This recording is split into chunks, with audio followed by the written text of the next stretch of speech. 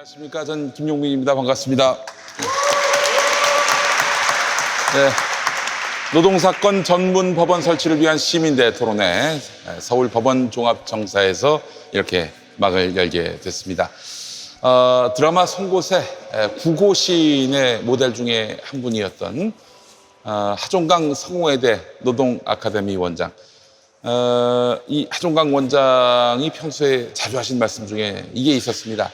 노동법이 너무 어려워서 법조인들이 이 노동법 공부하는 것도 꺼려한다. 이런 얘기를 들었습니다. 그러다 보니까 노동운동의 특수성이라든가 노동자의 절박한 처지는 외면되고 그래서 노동자에게 터무니없이 불리한 판결 또 부당한 처벌이 내려지기 일쑤였습니다. 그래서 오늘 노동자만 억울한 세상에서 가장 큰 피해를 입으신 분들이 좌우로 계십니다. 우선 김승아 지부장 계시고 우리 한상균 전 민주노총 위원장님 나와 계신데 자 이분들을 포함해서 이 노동법원이 왜 필요한지 최고의 전문가들 모시고 오늘 말씀을 나눠보도록 하겠습니다.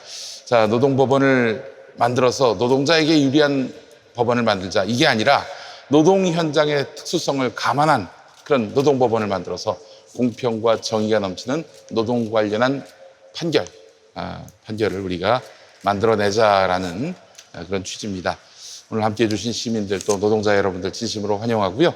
나오신 분들 미리 한 분 한 분 좀 소개하면서 오늘 행사를 시작하도록 하겠습니다. 먼저 더불어민주당 김병욱 의원님 나와 계십니다. 네, 반갑습니다. 네. 자, 그리고 전국공무원노조 법원본부 김광준 서울중앙지부장님 나와 계시죠? 네, 반갑습니다. 네. 자, 그리고 노무사이기도 하신 경향신문 강진구 기자님 나오셨습니다. 네, 안녕하십니까. 김승아 KTX 열차승무 지부장님 나와 계십니다. 자, 그리고 한상균 민주노총 전 위원장님 나와 계십니다. 반갑습니다. 네. 예. 네. 자, 이 정도면은 최고의 캐스팅이라고 해도 과언이 아닙니다. 자, 오늘 한 분 한 분 말씀을 들어보도록 할 텐데 노동법원이 왜 필요한지부터 시작해서 노동법원이 어떤 그 모양으로 우리 사회에 존재해야 하는지 그 부분들까지 소상히 짚어보도록 하겠습니다. 또 아울러 그동안 노동법원이 없어서 발생했던 이 부당한 노동 현실은 또 무엇이 있었는지 하나하나 살펴보도록 하겠습니다. 자, 먼저 말씀해 주실 분이 바로 김병욱 의원님이십니다. 경기도 성남 분당 을의 지역구를 두고 계신데요. 이 분당은 전통적으로 자유한국당에게는 천당 밑에 분당이라고 텃밭이나 다름없었는데 분당에서 지난 19대 때 당선이 되셨어요. 20대입니다. 20대. 죄송합니다. 19대 때는 낙선했습니다. 예, 19대 때는 저도 낙선했습니다. 예. 제가 깜빡했네요. 19대가 워낙 익숙하다 보니까. 네. 예. 자, 한국증권업협회 노동조합위원장으로 5년 동안 또 이렇게 노동운동에 몸담으시기도 했고요. 노동법원 도입 등 관련 10개 법률안을 대표 발의하신 분입니다. 자, 그래서 오늘 김병욱 의원님의 말씀이 굉장히 귀 기울여지게 되는데요. 의원님 말씀 좀 해주십시오. 예. 다시 한번 인사드리겠습니다. 김병욱입니다.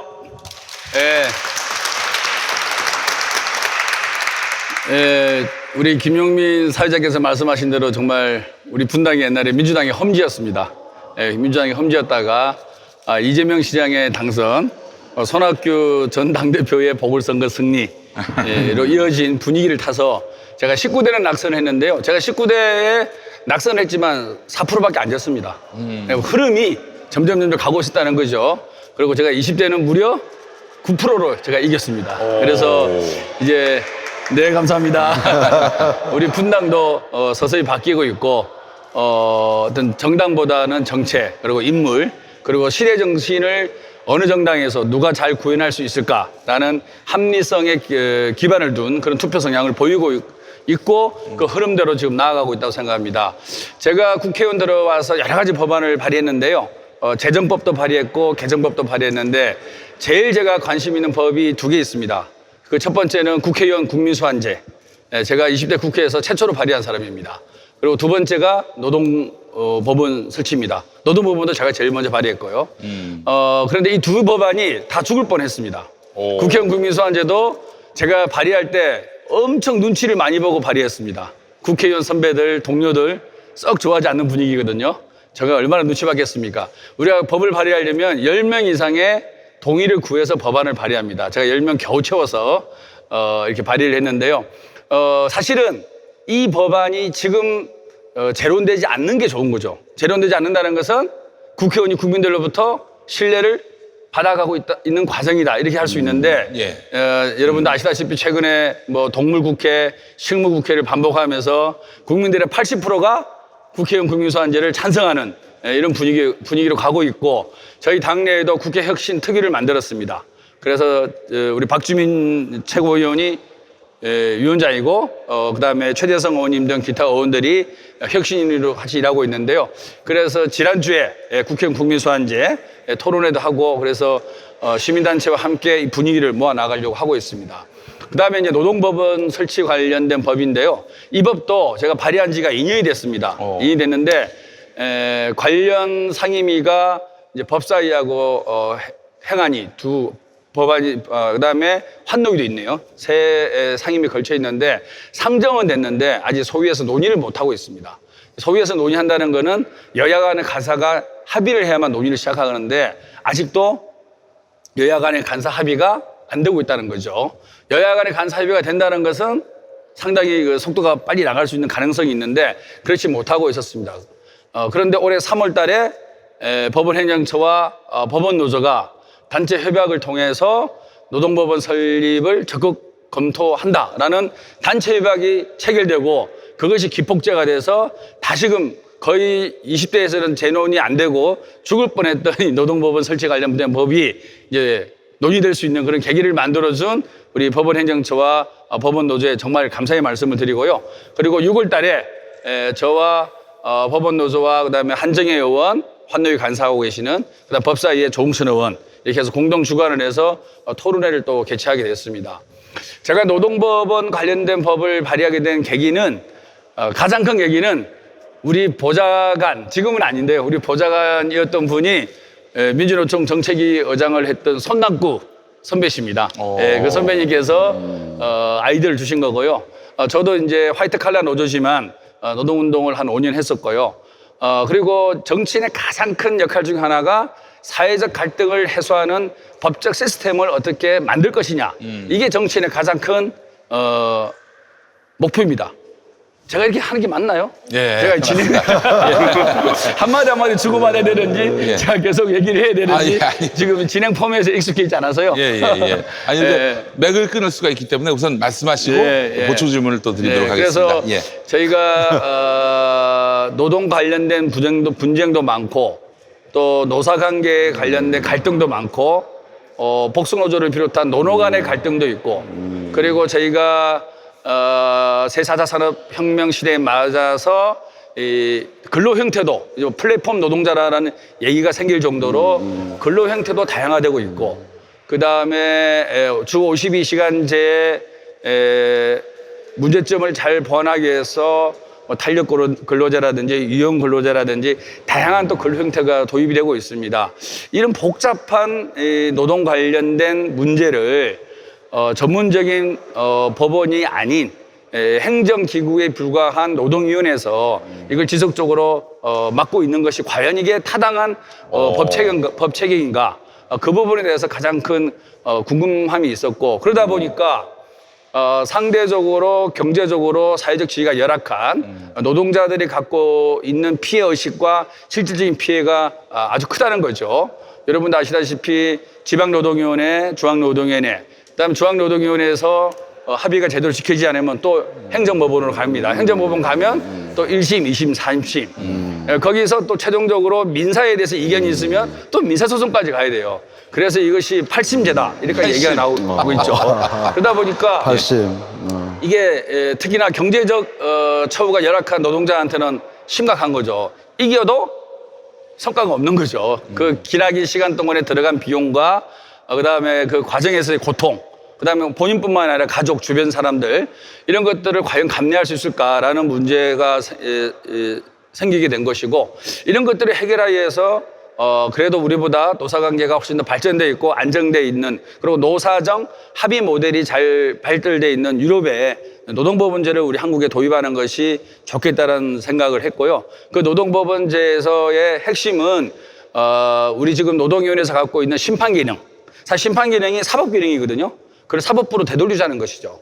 되돌려주는데 지금처럼 우리 일반 법원에서 하는 것이 아니라 노사관계의 전문적인 식견과 경험이 있는 법원에서, 독립된 법원에서 이것을 처리하는 것이 옳다.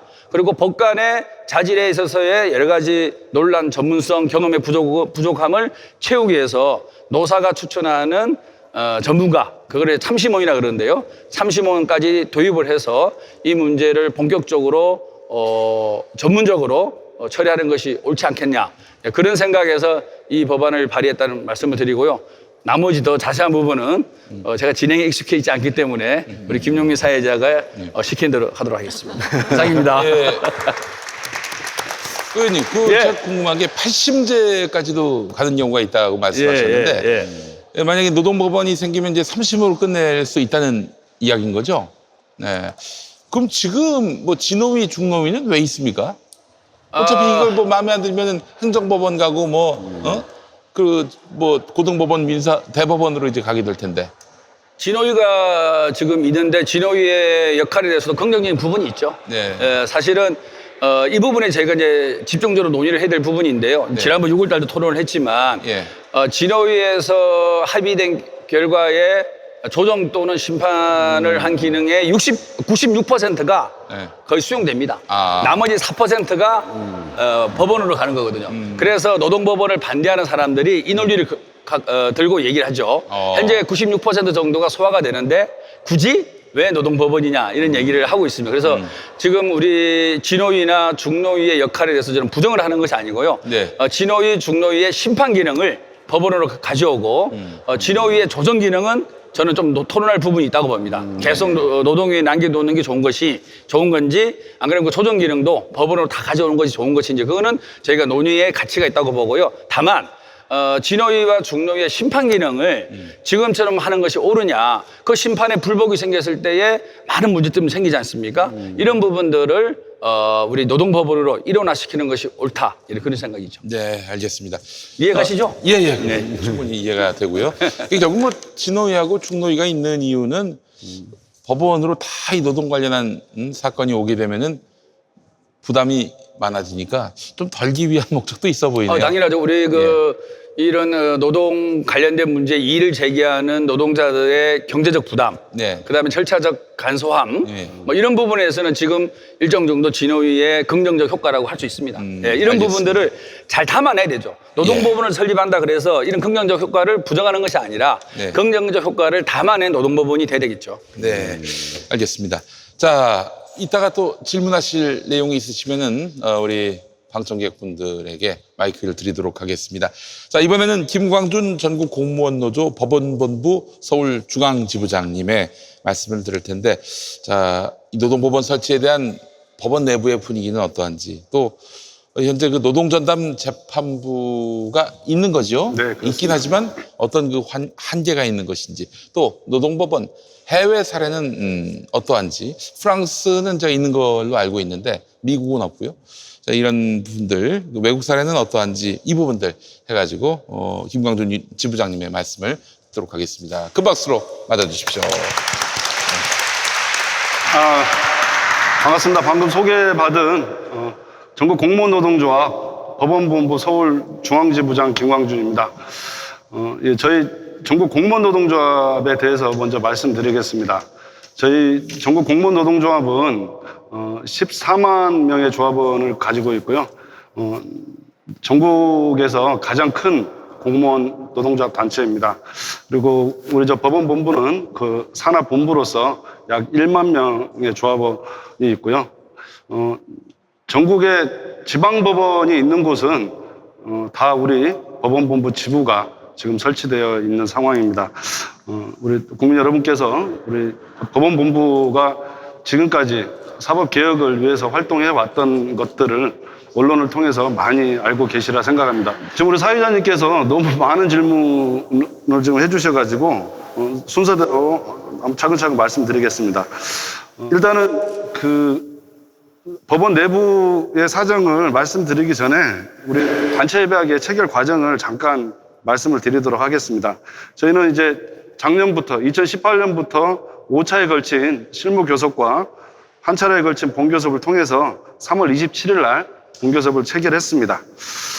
그리고 이 과정에서 3차죠. 2019년 1월 17일 날 3차는 이제 파행이 됐는데 이어서 2019년 2월 11일 3차 실무교섭 과정에서 이 노동법원 설치에 대한 안건이 상정이 되었습니다.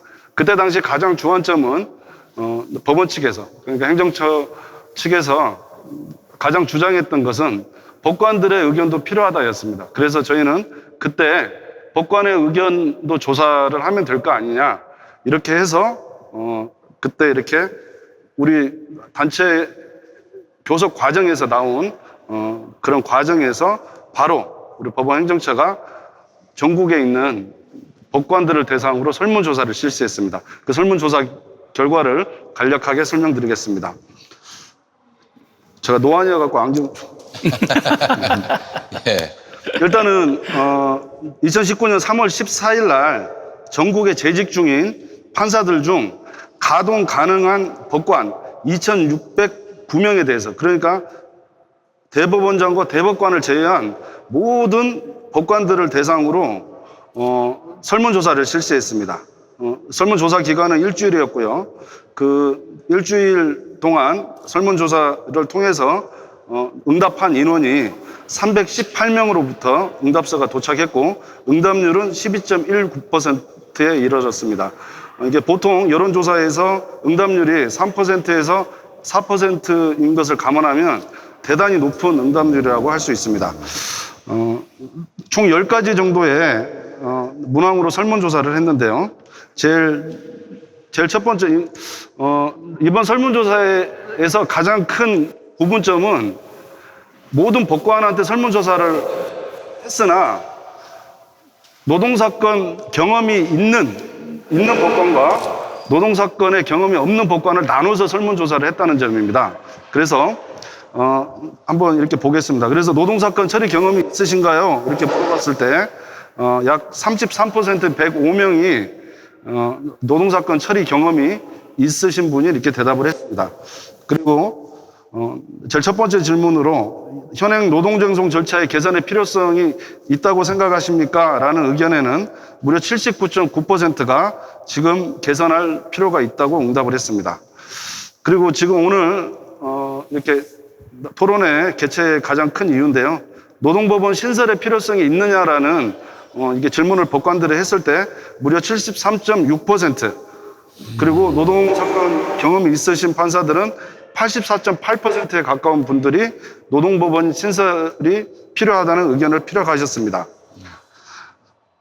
다음으로 노동법원이 그렇다면 어떤 이유로 신설할 필요가 있겠느냐라는 질문에는 이게 지금 노동사건의 분쟁 해결 구조가 이원화되어 있기 때문에 법원으로 일원화하여 신속하고 효율적 분쟁 해결을 도모할 필요가 있다는 의견이 82.5%로 압도적으로 많았습니다. 그리고 이게 또 이따가 논의할 텐데요. 그렇다면 노동법원을 설치할 거라면 노동법원 재판부 구성 형태는 어떻게 해야 되느냐라는 문항에는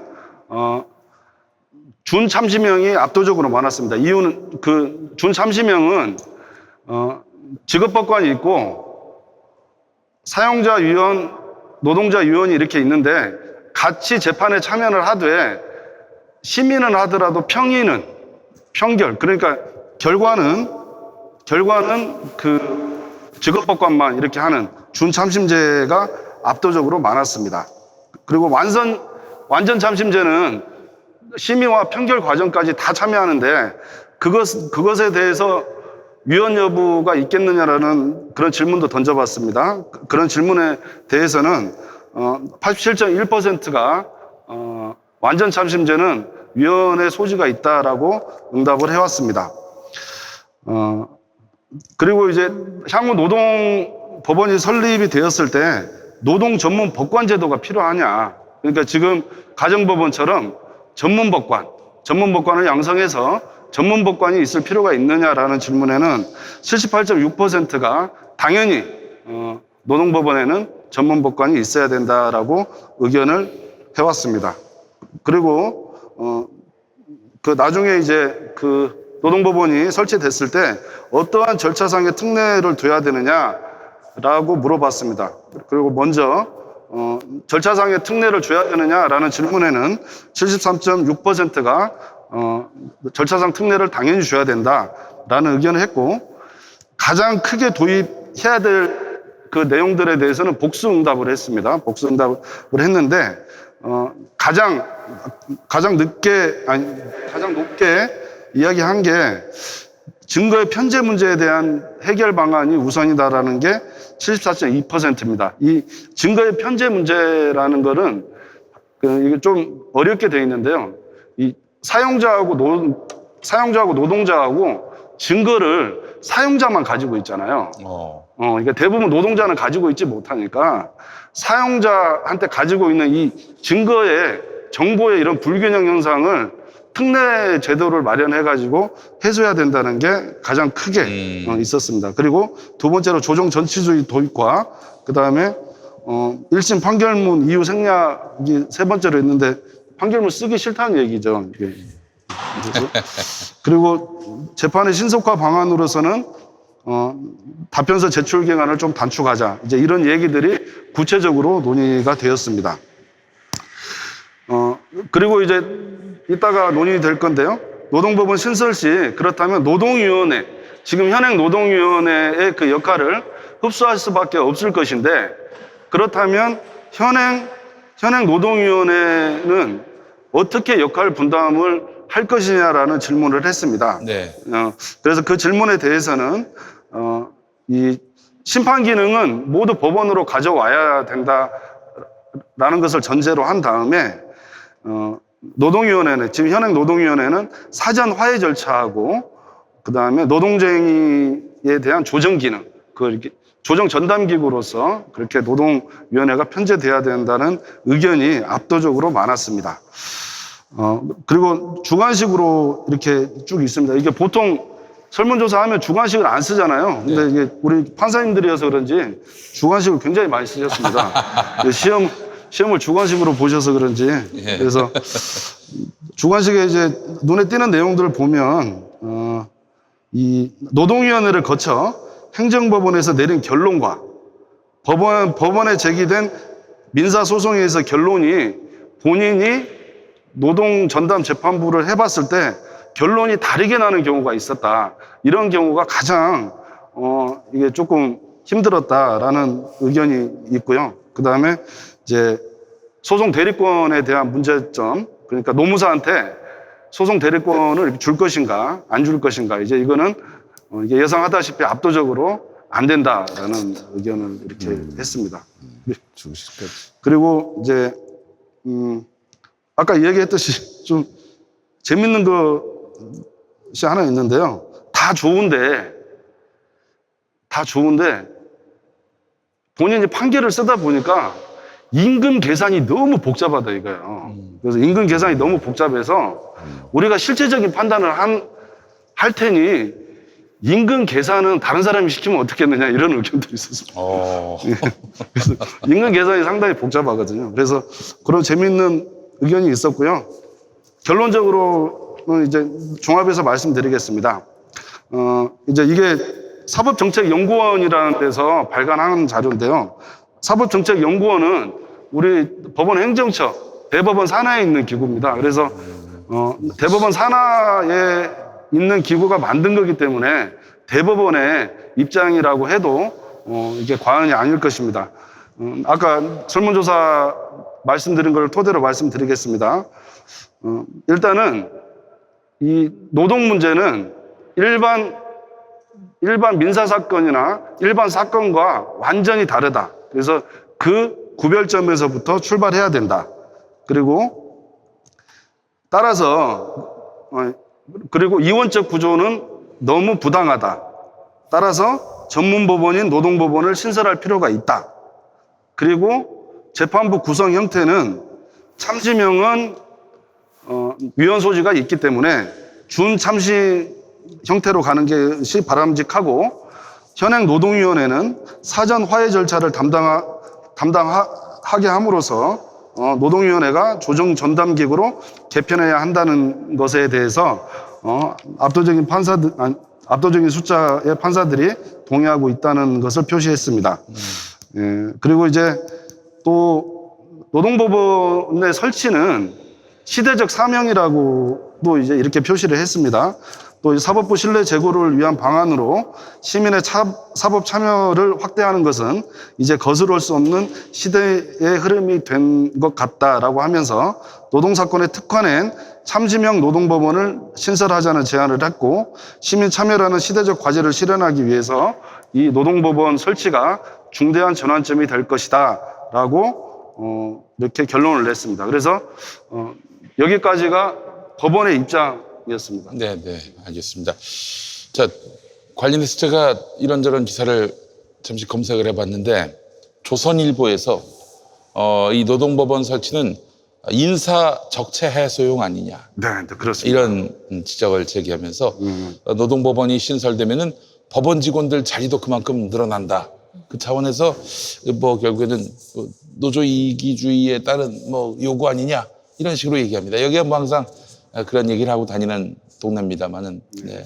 어떻게 이에 대해서는 뭐라고 반박하시겠습니까? 거기에 대해서는 참 이제 저희를 싫어하는 저희 법원본부가 워낙 투쟁을 하기 때문에 예. 저희를 싫어하는 지읒일보, 조선일보라고 해도 되겠습니다. 예, 조선일보라고.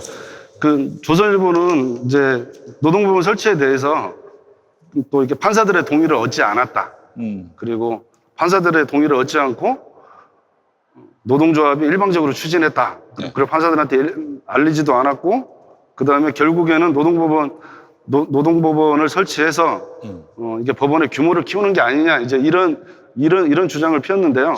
판사들도 법원의 규모가 커지면 좋은 거 아닙니까? 그분들이 반대할 이유가 뭐가 있는지 모르겠어요. 네, 그렇습니다. 근데 이제 그 직역 이기주의는 예. 바라보는 관점의 차이인 것 같습니다. 왜냐하면 노동위원회도 결국은 노동위원회도 그 문재인 대통령의 노동법원 설치는 문재인 대통령의 대선 공약 사항임에도 불구하고 지속적으로 그게 반대 의견을 표시하고 있습니다. 그것은 그 어떤 정부의 어떤 정책이나 이런 것보다는 노동위원회라는 그 어떤 기구의 이기주의가 담긴 거라고 볼 수 있습니다. 저희는 사실은 이게 법원이 이렇게 성장하고 커지면 글쎄 이제 뭐 노동조사관이라든가 이런 부분들이 흡수될 수는 있겠는데, 상당 기간 동안 그분들하고 같이 이렇게 일하는 것이 될 텐데요. 직접적으로 바로 효과적으로 조직 이게 확대되리라고는 생각하지 않습니다. 네. 그리고 우리 김병욱 위원님께서 발의하신 그 지금 안도 우리 법원 조직이 갑자기 비대해지는 그런 것은 상정하고 있지 않습니다. 그렇기 때문에 그 조선일보의 그런 기사는 우리가 이렇게 그런 걸 좀 폄훼하는 그런 기사가 아닌가 싶습니다. 아니, 근데 법원 내부에서 판사들 중에는 노동법원 설치를 불편해하는 사람도 있습니까? 우리 판사님들은 아까 이제 그 설문조사 결과가 저는 정확하다고 봅니다. 네. 이제 불편해하는 것은 아직까지도 나이 많으신 판사들, 권위주의에 사로잡히신 분들이 많기 때문에 그분들은 아직까지도 어디 감히 판결을 다른 사람하고 같이 해. 라는 그런 의식이 있는 것입니다. 노동법원은 판결을 할 때 네. 노동 전문가들도 함께 네. 동참하게 돼 있으니까 판결은 우리 판사들이 독점해야 된다. 네, 이 그렇습니다. 의식에 사로잡혀서. 그게 헌법적 명령이다라고 예. 이제 그런 소신을 가지고 있으십니다. 예, 알겠습니다. 자, 김광준 지부장님의 설명을 잘 들었습니다. 법원의 입장이 어떠한지 들어봤는데 이 판사들의 그 반발도 일부 있다는 점을 알게 됐습니다. 자, 강진구 기자님. 네네. 네, 전에 한번 저희 제 팟캐스트에 한번 나와주셨는데요. 예. 경향신문 기자로 계시다가 이 노동 관련 기사를 쓰다가 이거 내가 이 정도 갖고는 기사 못 쓰겠다 해서 노무사 공부를 하신 거 아닙니까? 그죠? 아니 기사 쓰다가 한 건 아니고 제가 경향신문 노조 그 지부장을 하면서 아, 노조 연장 하시다가. 지부장을 제대로 하려면 노동법을 제대로 알아야겠다고 해서 그래서 노무사 공부하셔가지고 노무사가 되셨어요. 기자 겸 노무사신 우리 강진구 기자님. 정말 대단한 사명감이 있지 않으십니까? 예. 또 이 이론은 물론이고 이 실전에서의 경험이 아주 빛나는 분이기 때문에 최근에 또 특종 하나 하셨잖아요. 뭐랬죠 제가? 특종을 원하는 최근에 안 하셨나? 딴 사람을 잘못 많이 봤나? 했대요. 예? 너무 많이 해서 기억이 너무 안 많이 예, 해가지고. 어떤 특종을 얘기하시는지 모르겠어요. 자, 우리 강진구 기자님, 네. 노동법원에 대해서 어떤 인식을 갖고 계시는지 말씀 듣도록 하겠습니다. 박수! 아니 여기 이제 오늘 참석하신 분들이 많은데 사실은 이제 앞서 두 분이서 얘기한 분량대로 제가 얘기를 하게 되면 아마 우리 토론이 원활한 진행이 좀 어려울 것 같아서 저는 최대한 어쨌든 모범적으로 좀 간단히 제 생각을 얘기할까 하는데 제가 이제 사실은 2015년도에 노동자 울리는 이제 노동법 심판들이라고 하는 그 기사를 통해 가지고 그 우리 노동법을 가지고 이 심판 역할을 하는 사람들이 우리 사회에 보면 법원이 있고, 법관이 있고, 그 다음에 검사가 있죠. 그리고 행정기구 내려오게 되면 근로감독관이 있고, 행정심판을 담당하는 노동위원회 공익위원들이 있어요. 근데 저는 취재 현장에서 그 판사와 검사, 그 다음에 제가 또 중앙노동위원회 근로자위원이기 때문에 공익위원들은 늘상 매달 한 번씩 마주 봅니다. 그리고 또 노무사 수습하는 과정에서 근로감독관들 또 취재 과정에서 근로감독관들도 보고 했는데 제가 볼 때는 굉장히 절망스러워요. 예. 그런 절망스러움을 담아서 노동자원 노동법 심판들을 했는데 절망스러움은 보면 크게 두 가지예요. 하나는 뭐냐면 노동법 심판하시는 분들이 일단 노동법에 대해서 전혀 모르시거나 민법의 논리로 노동법을 재단하시거나 맞습니다. 계약의 논리로 노동의 문제 노동 분쟁을 바라보시는 분들, 그리고 이제 전문성과 함께 가장 중요한 건 노동 감수성의 문제. 감수성. 예, 그러니까 노동자가 처한 상황에 대한 그 노동자의 입장에 대한 고려가 전혀 안 되신 분들이 노동자 심판이라고 하는 일로 법의 그 권한을 휘두르는 부분들이 가장 큰 문제예요. 그래서 저도 2015년도에 그 대안으로서 이제 노동법원의 필요성들을 이제 시리즈 마지막 순서로 얘기를 하고 넘어갔죠. 예, 그리고 지금 이제 4년 후에 이제 이렇게 이제 우리 그 법원 노동자분들의 노력으로 이런 법원의 자리에서 그 노동 법원들을 다시 논의하게 된 부분들은 그런 차원에서 저 개인적으로는 굉장히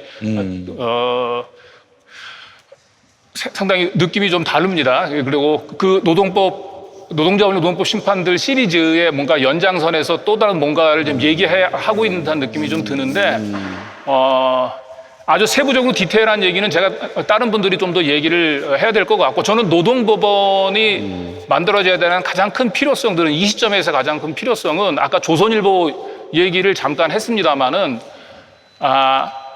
노동법원 설치에 반대하는 사람들의 의식을 짓누르는, 의식을 지배하는 그들의 가치는 노동은 항상 종속적이라고 생각하는. 종속적이다. 네. 그러니까 우리가 근로자라고 하는 말을 노동자라고 하는 말로 바꾸는 것도 얼마나 지금 거센 저항에 부딪혀 있습니까? 그러니까 근로라고 얘기하는 거는 시키는 대로, 종속적으로 시키는 대로 잘 따른다라고 얘기하는 것을 전제로 하고 있잖아요. 노동이라고 얘기하는 건 어떻게 보면 좀 중립적인 의미에서, 노동자들 중립적인 의미에서 표현하는 건데, 그 종속적인 의미를 담고 있는 근로자, 이게 사실은 근로자란 말은 일제시대 때 황국 근로관에서부터 비롯됐던 걸로 지금 이제 많은 학자들이 얘기하는데, 그 근로자란 표현을 노동자라고 하는 표현으로 바꾸는 것도 이렇게 거센 저항에 부딪혀 있고, 그 법원에서 노동이라고 하는 노동법원들을 분리시키는 부분을 반대하는 분들의 입장도 그런 것 같아요, 제가 볼 땐.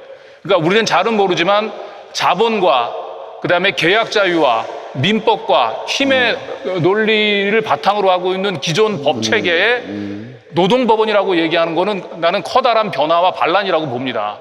이제 그런 부분들에 대한 두려움들이 노동법원 반대로 이어지고 있는 게 아닌가라고 하고요. 그런 차원에서 저는 노동법원의 설치라고 얘기하는 것은 우리 사회의 노동이라고 하는 것을 바라보는 기본적인 가치와 철학을 바꿀 수 있는 시발점이 될 수도 있다. 그러니까 이런 차원에서 저는 이제 조금 크게 우리가 노동법원의 의미, 그 다음에 노동법원의 필요성들을 먼저 좀 바라보면서 좀 추진해야 되지 않을까. 예. 저는 이제 1차 발언을 이렇게 하는 걸로 마무리하겠습니다. 일단. 네. 알겠습니다. 자, 우리 강진구 기자님 말씀해 주셨고요. 이번엔 김승아 전 철도노조 KTX 열차 승무 지부장님. 네. 아, 정말 여러분, 김승아 지부장님 모르시는 분 없으시죠? 정말 이건 뭐 인간이 감당할 수 있는 그런 고난의 수준을 넘어섰어요. 정말 고생 많이 하셨고요. 오체투지도 생각이 나고, 예. 1심, 2심 이겼다가 3심 가서 그 양승태 씨한테 그렇게 엎어진 거 아니에요. 그런 일들도 생각이 나고요. 요즘 저 김승아 지부장님, 네. 그 복직을 하셨고요. 네. 예. 지금 어떤 일을 하고 계세요? 사실 저희가 복직을 했는데 이 대법 판결이 아직 그대로 남아 있습니다. 이게 뭐 양승태 사법농단 때문에 피해자로서 뭐 사회적인 문제가 됐기 때문에 이 문제를 어쨌든 철도공사가 와 이제 합의를 통해서 저희가 복직을 하게 됐지만. 저희가 원한 거는 승무직의 직접 고용이었는데 그것이 사실 대법원 판결이 전혀 변한 게 없기 때문에 그것이 이루어지지 않고 다만 저희 그때 파업했던 그래서 해고됐던 사람들만 이렇게 복직 합의가 돼서 네. 저희가 지금 영무원으로 다 일을 하고 있어요. 이제 뭐 피해자 뭐 사회적인 문제 해결 차원에서 우리가 너네들한테 특혜를 베풀고 시혜를 베푸는 것이다 이런 태도만 유지하고 있지 아하. 본인들이 철도공사가 그동안 저질러왔던 이런 행태에 대해서는 사과나 뭐 반성 이런 건 전혀 없었고요. 아직도 부모님들이 떳떳하고 당당하고 그렇다라고 이제 얘기를 하는 것이 사실은 이 법원의 역할이 얼마나 중요한지 저희 지금도 느끼고 있고 이 사법농단이 얼마나 빨리 바로 잡혀야 되는지 굉장히 중요하다라고 생각을 하고 있는 것 중에 하나입니다. 네. 근데 다행히 그래도 이제 오랫동안 거리에서 힘들게 싸워왔던 친구들 이제 다 이제 복직을 해서 전국에 있는 각 역에서 흩어져서 유니폼을 입고 있는 걸 보면 정말 이게 꿈인가 생신가 할 때도 있고 정말 감회가 새롭고 예. 그것까지 그래도 많은 분들이 관심 가져주시고 도와주셨기 때문에 그런 성과 얻을 수 있었다라고 생각을 하면서 정말 감사드리고 또 저희가 할 수 있는 활동 계속 이어나가려고 하고 있습니다. 네, 아직 투쟁이 끝나지 않은 상태네요. 예. 자, 그러면은 그 가압류 네. 어떤 손배 네네. 부분도 있고요. 그리고 아직 대법원 판결은 이게 지금은 확정된 상태로 돼 있잖아요. 그렇죠. 예, 이걸 이제 재심 청구를 하시려고 하시는 상황인 거죠? 아직 근데 아시겠지만 대법원에서 그 사법농단에 대해서 단 한 번도 인정한 적이 없습니다. 뭐 저희가 그 대법정까지 들어갔고 그랬죠. 예, 그래서 대법관 그 면담 신청도 했지만 결국 그분의 비서 분 만나 뵙고 사실 그분한테 어떤 얘기를 듣지는 못했어요. 다만 뭐 전달하겠다라는 얘기를 들으면서 제가 그때 느낀 거는 그 법관들의 우리를 어떻게 보고 있는가 그분들이 사실은 울먹울먹 하시더라고요. 근데 우리한테 공감해서 우리가 너네 너무 불쌍하다라고 해서 울먹울먹 하는 게 아니라 내가 너네들과 이렇게 같이 앉아서 이 대화하고 있는 것 자체가 너무 굴욕적이라서 울먹울먹 하고 계시더라고요. 아, 그래요? 네. 참. 저 그런 느낌이 돼서 그동안 정말 국민들을 개돼지로 알았고 우리는 자기네들이 심판하는 그 입장에서 우리들 어떻게 받는가를 정말 절실하게 느낄 수 있었어요. 그러다 보니까 참 많은 한계들이 아직까지도 있고 그리고 많은 증거들 막 뭐 디가우징이라는 단어도 배우게 됐고 뭐 협조를 한다고 해놓고서는 아직까지도 뭐 증거 뭐 확보하고 막 이런 거에도 굉장히 어려움이 있고 수사도 제대로 안 되고 있는 걸로 알고 있습니다. 그리고 양승태 지금 구속된 지 얼마 안 돼서 바로 나왔죠. 네. 그런 것도 그렇고 아직은 굉장히 좀 이 사법농단 수사가 먼저 바로 제대로 돼서 뭐 약간 수사 처벌까지 돼야지 사실 저희가 뭐 재심을 할 수 있는 여지가 좀 생기지 않을까. 아직은 사실 아무것도 아니기 때문에 어떤 것도 사실은 바뀌지가 않았어요. 네. 복직하신 것 말고는 하나도 바뀐 게 없다. 그렇죠. 이 사법의 영역에서는 네. 하나도 바뀐 게 없다. 네. 이런 말씀을 해주셨는데 알겠습니다. 그러니까 아마 노동법원이 만약에 있었다면은 또 얘기가 달라지지 않았겠는가 하는 그런 생각도 드실 것 같은데 우리 김승환 지부장님의 말씀을 지금부터 네. 듣겠습니다. 큰 박수로 맞아주시죠. 사실 저희가 문제가 그 2004년에 KTX가 개통하면서 이 문제가 시작이 됐는데요.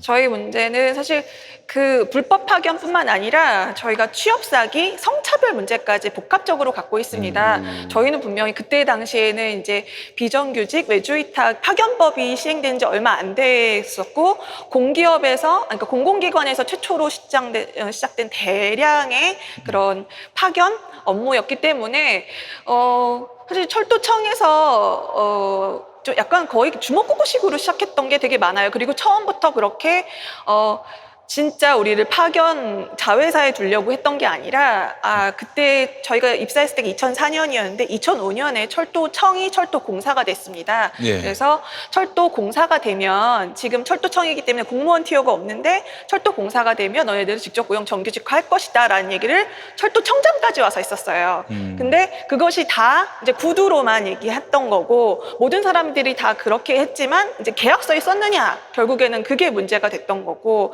그런 것이 저희들 입장에서는 정말 사회초년생들을 대상으로 한 공공기관의 사기다라는 게 있고요. 그리고 철도에 있는 다른 승무원들 뭐 다 남자들이고 그런데 여성들만 특별히 300~400명만을 딱 떼어서 이렇게 자회사에 비정규직으로 고용한 것 자체가 성차별이다. 그리고 임금 차이도 엄청 났고요. 그리고 이 승무원이 절대적으로 그 KTX 안에서 안전 업무를 담당할 수밖에 없는데 그것들을 너네들은 인사만 하는 존재, 똑같이 써 있으면 되는 존재라고 이제 업무를 구분해 가면서 비정규직과 자회사를 남기고 했던 것 자체가 이건 불법 파견이다라고 이제 저희가 주장을 했던 거예요.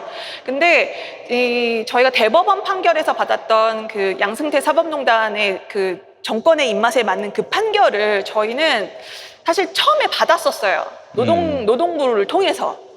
그게 처음에 노동부에서 진정을 하고 그랬는데 어느 순간 갑자기 분명히 저희를 노동감독관께서 저희 그 감사하고 조사하고 그랬을 때는 분명히 이거는 정말 100% 불법 파견이다라고 얘기를 했는데 이게 확정 발표된 날짜가 다가오는 중에 갑자기 저희 그 담당하시던 자문단 회의가 갑자기 취소되고 조사하시던 민변 변호사님이 해촉이 되고 갑자기 조사 결과 보고서를 원래 저희 담당하시던 그 감독관이 아니라 다른 사람이 한테 넘겨버렸다라는 얘기를 듣고선 이거는 뭔가 바로 조작하려고 하는 그런 낌새가 보여서 바로 저희가 사실은 거기 점거도 들어가고 그렇게 됐지만 결국 그러고 나서 일주일 뒤에 노동부의 결과 발표는 이거는 한 10가지의 요소가 있다면 9가지는 그런 불법 파견 요소가 있지만 한 가지가 아니기 때문에 아니다. 이건 불법 파견이 아니다. 라는 결과를 냈었어요. 그게 전부 다 이제 철도공사가 요구한 주장한 대로 그대로 낸 그 판결을 받았었는데 그런 것들이 이제 행정부라는 것의 한계라고 생각을 했거든요. 이게 정권의 그 압력이 절대적으로 미칠 수밖에 없구나라는 생각을 하면서 그래도 이제 법원에 가면 이제 독립된 기구기 때문에 사법권은 독립된 기구기 때문에 이제 제대로 된 판결을 받을 수 있지 않을까라고 해서 이제 저희가 1심, 2심을 통해서 그래도 우리나라 법원은 사법부는 살아있구나라는 희망을 가졌었는데 마지막 대법원에 가서 정말 결국 이렇게 내가 살고 있는 사회가 이런 사회였구나라는 좌절을 겪게 됐습니다. 그러면서 저희가 겪은 거는 이제 그나마 저희는 아까 말씀하셨지만 보통 노동 사건들은 증거 확보가 굉장히 어려워요. 그쪽에서 당연히 자기한테 유리한 불리한 증거를 상대방에게 주지 않을 거니까. 그런데 저희 같은 경우는 다른 노동 사건과 달리 또 거의 주먹구구식이었기 때문에 널려져 있는 증거들이 굉장히 많았고 그럼에도 불구하고 그런 모든 증거들을 부정하면서까지 억지로 이렇게 판결을 냈습니다. 그런 걸 보면은 저희가 이제 법원 그 판사님들이 겪으면서 이제 느꼈던 판사들의 그런 기득권, 판사들도 하나의 기득권 세력이다라는 느낌을 많이 받았거든요. 그럼으로 인해서 좀 노동법원이라는 게 따로 있으면 그 안에서의 이 노동자들이 얼마나 갑과 을 상황에서 힘없는 사람들이고 이 사람들이 자본을 통해서 얼마나 을들에게 횡포를 부릴 수 있는지에 대해서 좀 더 많이 겪게 되고 그런 부분에 대해서 많이 공감할 수 있는 그런 기회를 주지 않을까. 그런 걸 사실 상대방이 어떤 처지에 있는지 알게 되면 그렇게 섣불리 그런 판결을 내리진 못할 거라고 생각을 하거든요. 그래서 정말 그 노동과 갑을 관계, 노동자와 그 자본가 사이를 계약 관계, 너네들 계약서 썼니? 그거 말로만 한 건데 그거 무슨 소용 있니? 라고 이렇게만 보지 않고 이 사람들이 사회초년생들이 회사 그 철도청에 가서 저 월급 얼마 받아요? 저 1년 뒤에 정규직 시켜줄게요? 줄 수 있나요? 라고 당당하게 말할 수 있는다는 게 얼마나 말도 안 되게 어려운 일인지를 헤아려 줄 수 있지 않았을까. 그런 측면에서도 이게 구조가 그런 분위기를 바꾸는데 굉장히 중요한 영향을 미친다고 생각을 합니다. 그래서도 이제 노동법원이 얼마나 필요한지, 그리고 그런 조금씩 사회적인 분위기가 변화해 가고 있다고 생각을 하는데 이런 노동법원 하나 생기는 위해서 이제 노력하는 것도 이 사회가 변하는 과정이고 또 저희가 노력해야 될 한 부분이라고 생각을 합니다. 네. 1심과 2심 재판을 하실 때, 저 판사님이 노동법을 좀 잘 모르시네. 혹은 노동, 이 현장에서의 일들에 대해서 너무, 겉도는 인식을 하고 계시네. 그렇게 느낀 적 있으셨어요? 사실 그런 부분보다는 그나마 좀 1심, 2심에 저희가 승소를 했을 때 느꼈던 거는 이분이 그 KTX를 타봐서 다행이다 라는 생각. 안 타봤으면 큰일 날 뻔했다. 진짜? 네, 그러니까 그나마 그 구조에 대해서 인식하시고 이게 승객의 입장에서 파악을 하니까 이거는 갑과 을을 떠나서 내가 승객인데 만약에 승무원이 안전 업무를 안 하면 나 혼자 안전은 셀프, 나 혼자 알아서 탈출해야 된다? 라는 거에 대해서 공포심? 약간 그런 부분에 이입을 했기 때문에 그나마 판결이 잘 날 수 있었던 거지. 저희들에 대해서 이렇게 힘이 약하고 노동자적으로 이제 을인 이 사람들의 그런 처지에 대해서 공감해서 판결한 건 아니라는 생각이 들었어요. 그 1심, 2심은 그래서 승소하셨어요. 네. 3심은 왜 엎어진 겁니까? 뭐가 문제라는 거예요? 제가 잘 모르는 입장에서. 그러니까 저는 잘 몰랐는데 1심, 2심은 이제 한 달에 한 번 정도 이제 심리가 있는데 대법원은 딱 올라가고 나서 판결 날 때까지 그냥 무기한 기다리는 거더라고요. 예. 그래서 정말 저희가 대법원에가 4년 계류했습니다. 그래서 그 판결이 나올 때까지는 아무것도 어떻게 진행이 되는지 알 수가 없었어요. 그렇죠. 예. 그러다가 이제 판결문만 너네 그냥 파기환송, 너네들 졌다라는 이 말 한마디 듣고 그리고 그날 오후에 판결문만 봤어요. 그 판결문을 봤을 때 이게 도대체 이 대법관이 분명히 이 사법고시 어려운 거 패스하고 갔을 텐데 어떻게 들어갔을까 의심스럽게 만드는 그런 판결이었고 네. 정말 공부의 신이라고 하시는 분들이라고 했는데 어떻게 일반인의 상식에도 못 미치는 이런 판결을 버젓이 이게 분명히 대대손손 남은 판결문인데 이렇게 한 점 부끄러움 없이 이런 판결을 냈을까라는 생각이 들었어요. 왜냐하면은 안전 업무는 일회사항에 불과하고 그거는 그러기 때문에 일회사항 맨날 하는 업무가 아니기 때문에 너네들의 업무가 아니다. 사건이 발생할 때만. 그렇죠. 그러면은 얼마나 자주 발생해야지 그러면 업무이고 그러면 소화기를 그럼 맨날 써야지 그럼 비치할 필요가 있는 건가 이런 식으로 그렇죠. 예. 하고 저희가 자회사에서 사실 철도청에서 우리 월급 얼마 주고 어떻게 하고 모든 거를 다 지시를 내렸었어요. 그런데 그것보다 사실 중간에 홍익회라는 회사에서 우리 철도청에서 월급 주라는 것보다 더 많이 뛰어가고 더 적게 줬단 말이야. 그거를 가지고 그 판결문을 얘네들과 얘네들이 다르게 너네들 더 적게 줬잖아. 그러니까 독자적으로 운영한 거야 라는 증거로 삼았단 말이죠. 오히려 착취한 그 증거를 분리돼가지고 너네들 독립적인 회사다라는 증거로 삼고 뭐 이런 것들 모든 그 내용이 그냥 철도 공사를 승소하게 만들기 위해서 다 뭐 그렇지만 다 뭐 이렇게 볼 수도 있고 합리성으로 볼 수도 있고 그렇게 꼭 못 볼 바는 아니고 이런 문장들로 다 채워나가는 것이 이거는 정권 이게 정치적인 판결이다라고밖에는 생각할 수 없는 판결이었어요. 알겠습니다. 자, 김승아 지부장님 말씀 잘 들었습니다. 자, 이제 한상균 전 민주노총 위원장님 만날 텐데, 한상균 위원장님은 오늘 사실 좀 전에 어디서 한번 뵌 적이 있었는지 모르겠지만, 뭐 깊이 대화를 나누거나 그런 적도 없었고요. 근데 다만 제가 한상균 위원장님 때문에 제 인생의 진로가 바뀌었습니다. 예, 뭐냐면은, 목사가 되기로 마음을 먹은 거예요. 왜 그랬냐면은, 지금 그래서 저희 신학교 졸업하고요. 한 2년 있다가 저 목사고시를 봅니다. 그럼 목사고시 통과하면 목사가 되는 건데 괜히 많이 왔어요. 근데 그 결정적인 계기가 한상균 위원장님이 그 민중 총궐기였나요? 네. 예, 그 총궐기 때 이제 집회를 이끄셨고 또 그때 백남기 농민께서 쓰러지신 거 아닙니까? 그래서 조계사에 들어가셨는데 조계사의 승려들이 내쫓았어요.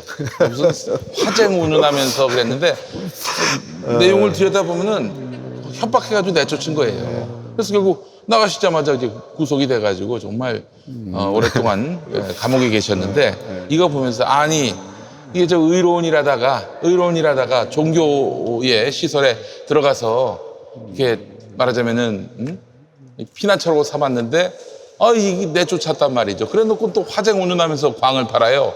그래서 제가 안 되겠다. 내가 교회를 하나 만들자. 내 딴 건 다 필요 없고 영혼구원이고 나발이고 그런 거 없이 의로운 사람 숨겨주는 그 종교 시설을 내가 한번 만들어봐야겠다 해가지고 그래서 신학교를 들어갔습니다.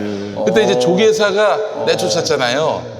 이런 조계사의 협량함을 보면서 안 되겠다. 나는 뭐 절을 지을 수는 없는 거고 목사가 되면 그래서 이제 전복교회를 짓기로 했습니다. 전복? 예. 조계의 이 협량함을 극복할 수 있는 전복교회. 예. 만들려고 했고 지금 꿈을 이제 키워서 전복교회는 아니고 벙커원 교회라는 교회를 개척했습니다만 우리 저 한상균 위원장님 정말 이건 뭐 무지막지한 그런 세월을 또 살아오셨어요.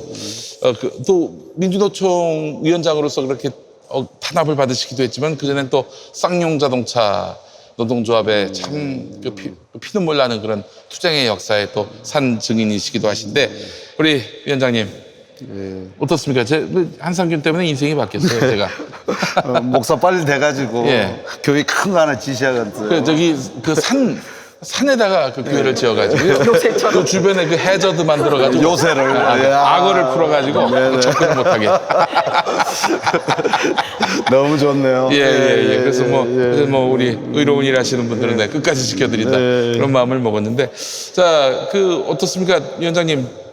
뭐 주마등처럼 스쳐 지나가실 거예요. 이명박 정권부터 시작해서 이게 정말 박근혜 정권까지 10년 동안 엄청나게 고행을 면치 못하셨는데 자, 이 노동법원이 만약에 있었다면은 어땠을까 하는 그런 생각.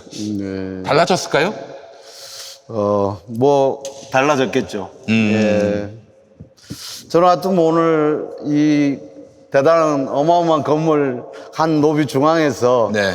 우리 노동자들의 문제를 가지고 이야기할 수 있는 그 자체로 큰 진전을 하고 있다. 그래서 우리 공무원노조 법원 본부가 네. 사실상 자기의 책임들을 직접 행동에 나서는 정말 아름다운 모습이다. 네. 이렇게 이제 감사를 좀 먼저 드리고 싶습니다. 예. 저는 뭐 여기를 되게 많이 왔어요. 재판받으러. 제가 지금 여기서 얼굴을 보고 이야기할 때는 이웃집 따뜻한 아저씨처럼 보이지만 대부분의 사람은 제 이름 석자를 하면 뭐 폭도니 1급 수배자니 나라를 어지럽힌 놈이니 빨갱이니 뭐 이렇게 이야기를 많이 했단 말입니다. 근데 그런 과정 속에 여기를 쭉 오다 보니까 제가 학교 다닐 때 이제 공부는 늘 꼴등이었어요. 공부도 못하고 그래서 뭐 법은 전혀 모르지. 네. 그런데 이제 여기 와서 재판을 하다 보니까 그것이 한두 번도 아니고 수십 번 해버렸잖아. 그래서 재판을 하고 울기도 하고 웃기도 하고 여전히 지금 재판이 남아있는 것도 검사에 많고. 그래요? 그렇지라고. 손배 재판이 지금 대여섯 건 남아있어요. 이제 이러다 보니까 참 이곳에 오늘 오는 느낌은 대단히 많은 생각이 들게 했죠. 예. 알겠습니다. 네. 자, 우리 한상인 위원장님, 그러면 좀 발언 좀 해주시겠어요? 네, 이 관련해서 큰 박수로 모시겠습니다.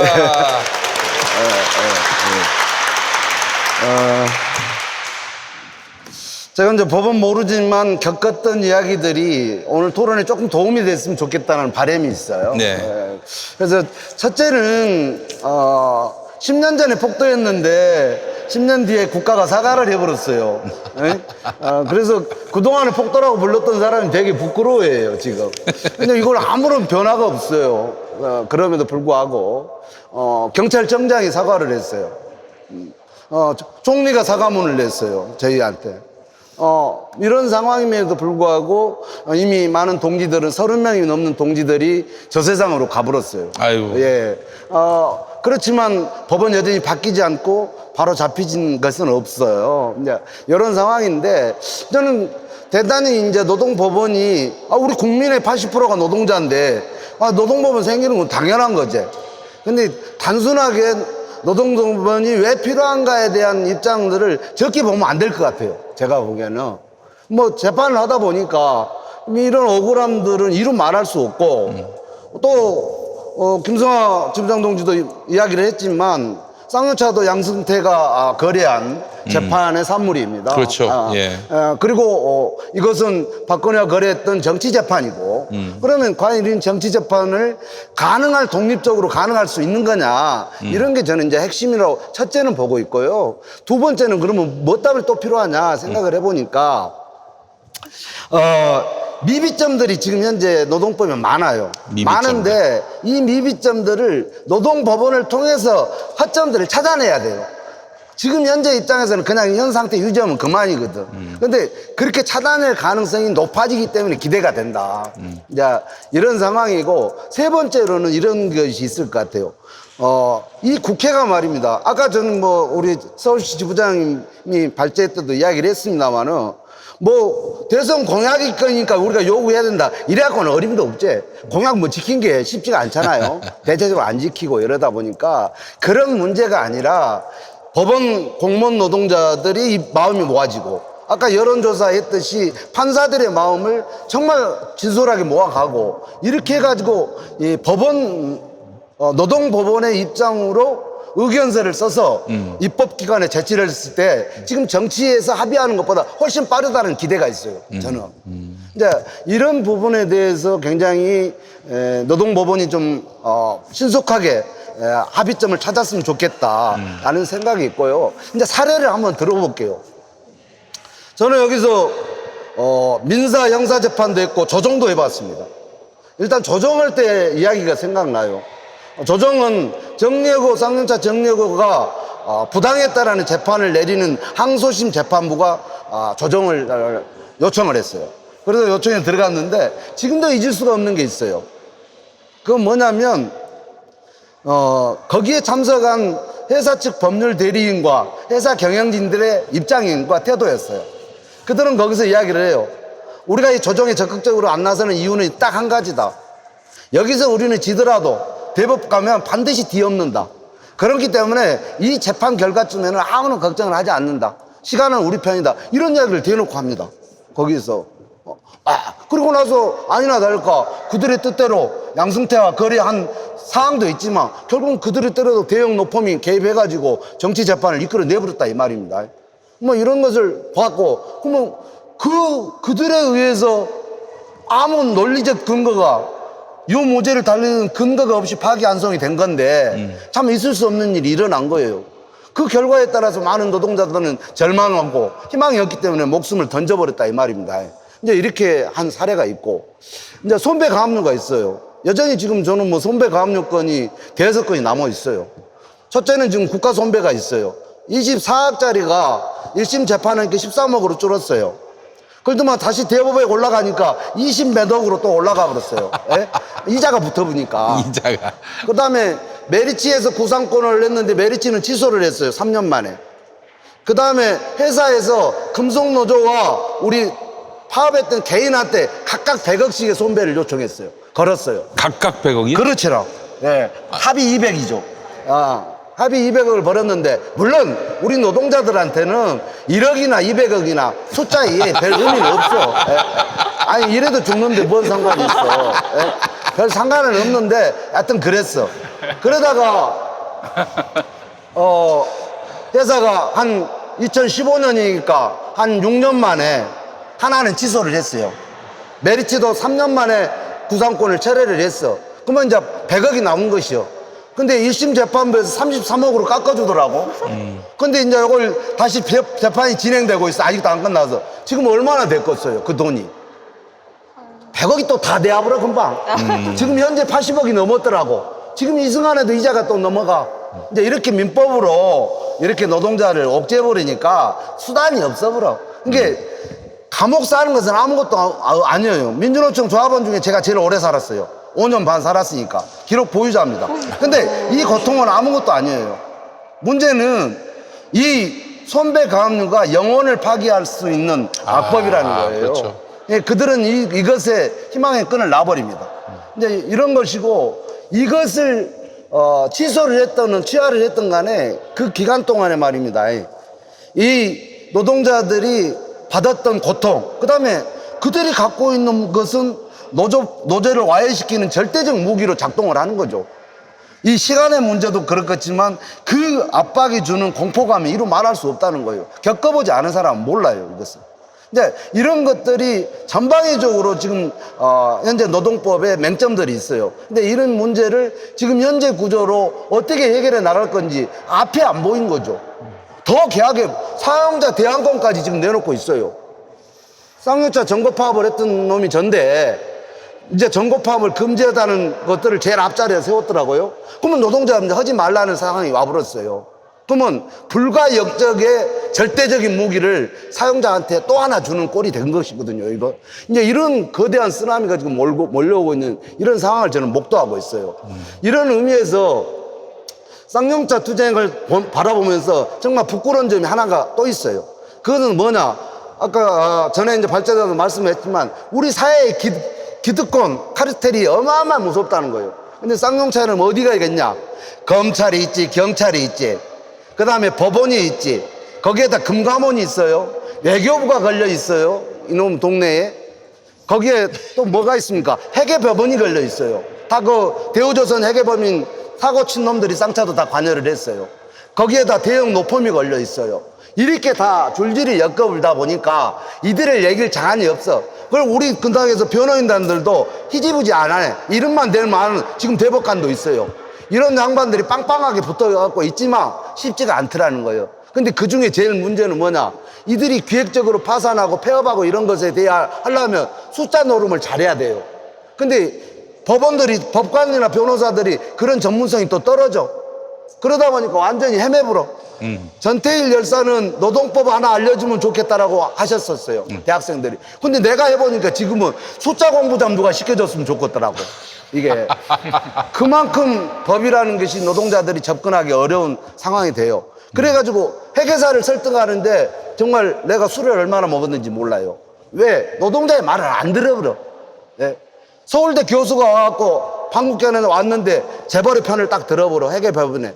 근데 결국 그들은 지금요 다 떵떵거리고 살고 있다 이 말이에요.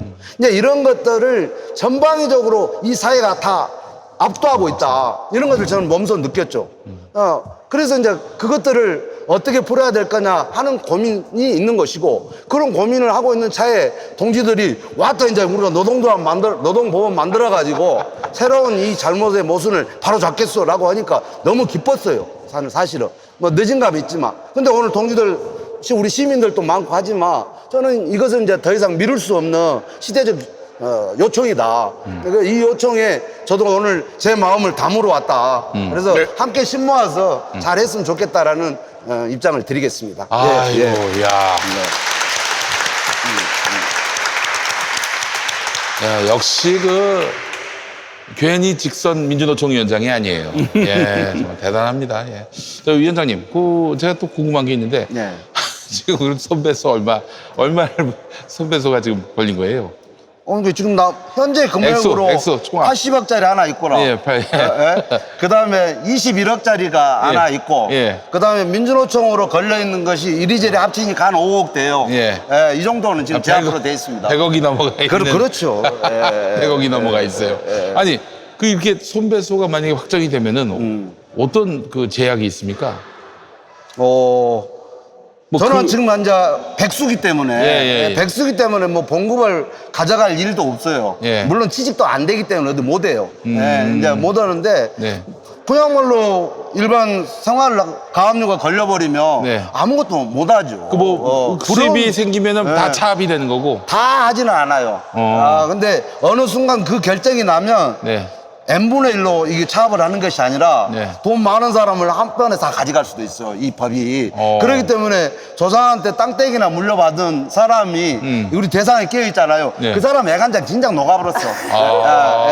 이런 게 지금 되고 있는 거죠, 사실은. 아, 그렇군요. 아니, 근데 이게 뭔가 갚을 수 있는 그 범위 안에서 손해배상을 요구해야 되는 거 아닙니까? 인도에 우리 이제 쌍용차 대주주가 인도 마인드라예요. 네. 예. 뭐 인도 하면 사실 영국의 노동법이 중심이 된 나라입니다. 네네네. 근데 마인드라가 우리나라에서 사업을 해보니까 재밌거든. 네. 이 업무방해라는 것이 있고 손배 가압류가 있어. 네. 왔다 요것만 가져오니까 진짜 땅 짓고 헤엄치겠다 이렇게 이야기를 해본 거예요. 노동자들을 그러니까 제압하는데. 우리한테 지금 뭐라 하냐? 손배 가압류 철회하라고 이야기하니까 아니요. 우리는 법대로가 좋아. 인도 친구들이 그렇게 이야기하는 이렇게 지금 대한민국 노동법이 조롱을 받고 있다. 이를 알아야 정말 창피할 노릇이다. 예.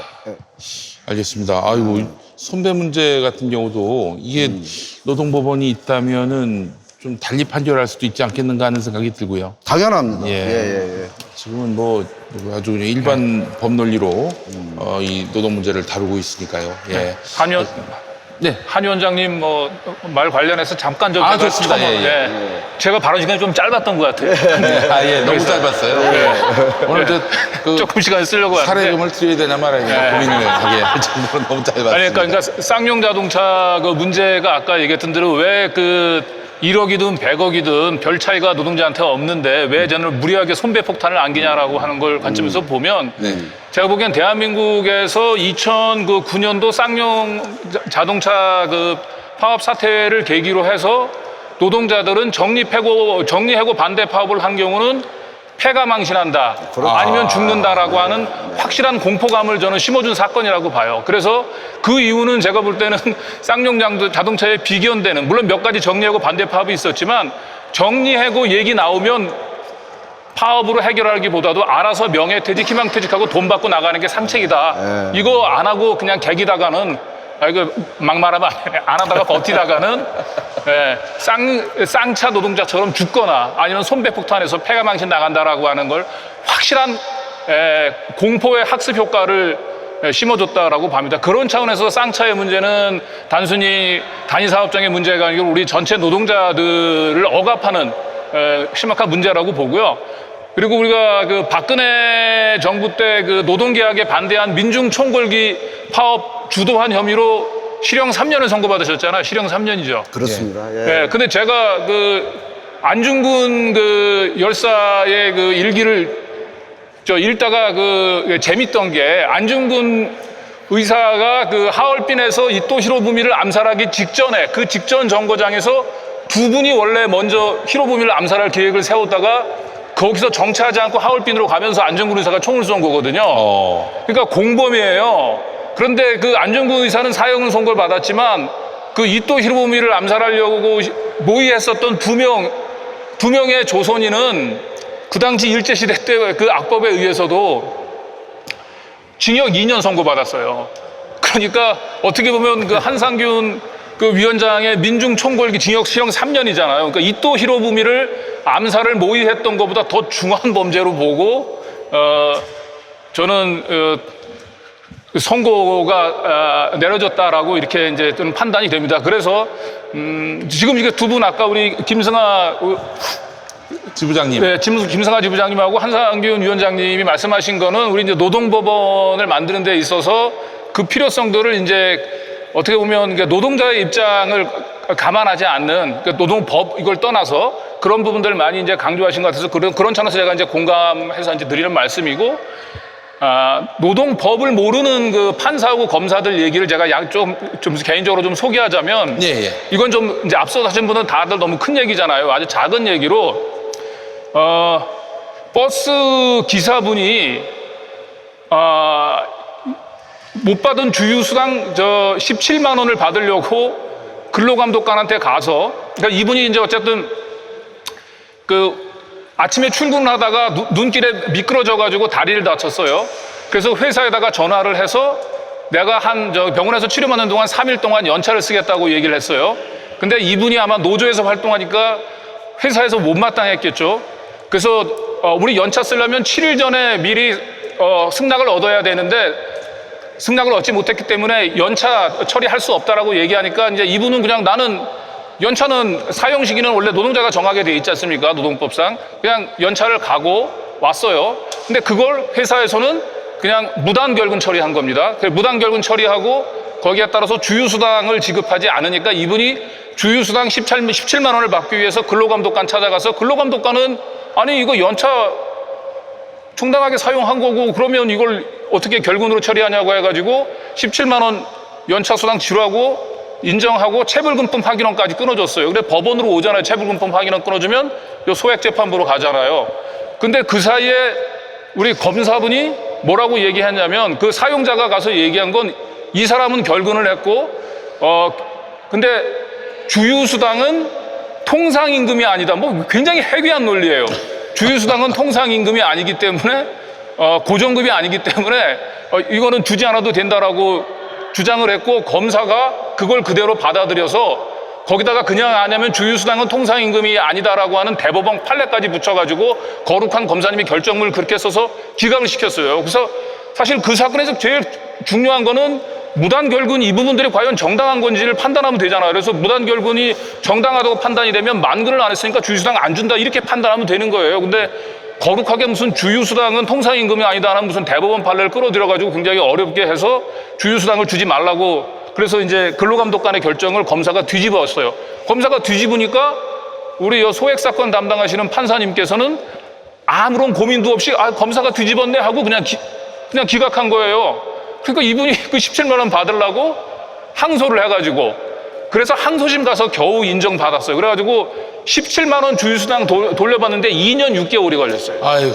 2년 6개월이. 그러니까 이게 좀 너무나 어처구니 없는 판사들, 검사들의 전문성 부족, 그 다음에 노동사건의 절차 지연으로 따른 권리구제가 이게 얼마나 힘든지 이걸 이제 단적으로 저는 보여주는 사건으로 제가 기억을 하고 있습니다. 예. 저도 한 가지 사건 더 소개를 해드릴게요. 예. 아마 많은 분들이 알고 있을 텐데 제가 검색을 해봤습니다. 제 기억을 되짚기 위해서 버스 종사자가 2,400원의 버스비를 납입을 못했어요. 납입을 못해서 이제 소송이 붙었는데 1심하고 2심하고 판결이 달랐습니다. 1심 판결을 제가 이 전주지방법원인데요. 한번 말씀을 해드려 볼게요. 입사 후 17년 동안 운송 수익금 문제가 발생한 것은 이번이 처음이고 적은 금액인 점, 해고는 가장 중한 징계인 점, 운전기사가 운전에만 집중할 수 있도록 기계식 현금 관리기를 설치했다면 문제가 발생하지 않았을 텐데 조치가 미흡했던 것으로 보이는 점 등을 종합하면 사회통념상 고용관계를 계속할 수 없을 정도로 책임 있는 사유가 있었다고 보기 어렵다. 그러니까 해고 사유가 안 된다는 거죠. 자, 그다음에 이제 광주고등법원에서는 이 지방법원이고요. 운전기사로 근무하면서 운송 수익금과 관련해 징계 처분을 받은 적이 없고 잘 나가고 있습니다. 그런데 뒤에 말을 보면 횡령액이 소액이라도 운송 수익금 횡령 행위는 사회통념상 고용관계를 계속할 수 없을 정도로 책임 있는 사유에 해당한다고 봄이 상당하므로 해고는 정당하다. 이 판결이 난 거고요. 이거 말고도 3,000원 입금이 안 된 게 있어요. 3,000원 입금 안 된 것도 뭐 이렇게 하면서 결국에는 사회통념상 해고 사유에 해당된다. 그래서 이게 2,400원, 3,000원이 아주 극소수액인데 그럼에도 불구하고 1심하고 2심 또 다른 케이스에 판례가 다 달리 나오는 거죠.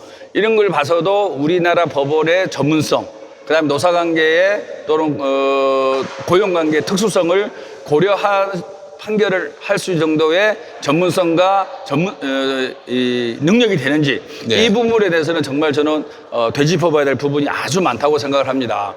그리고요, 이제 제가 국회에 있다 보니까 법을 통과시켜야 되잖아요. 네네. 우리가 아무리 옳은 주장을 하고 아무리 외친들 그게 공허한 공중에다가 외치면 아무런 성과가 나오지 않는 게 현실이지 않습니까? 네. 그래서 이거를 어떻게 그러면 통과를 시킬 수 있을까라는 참 고민이 많이 있습니다.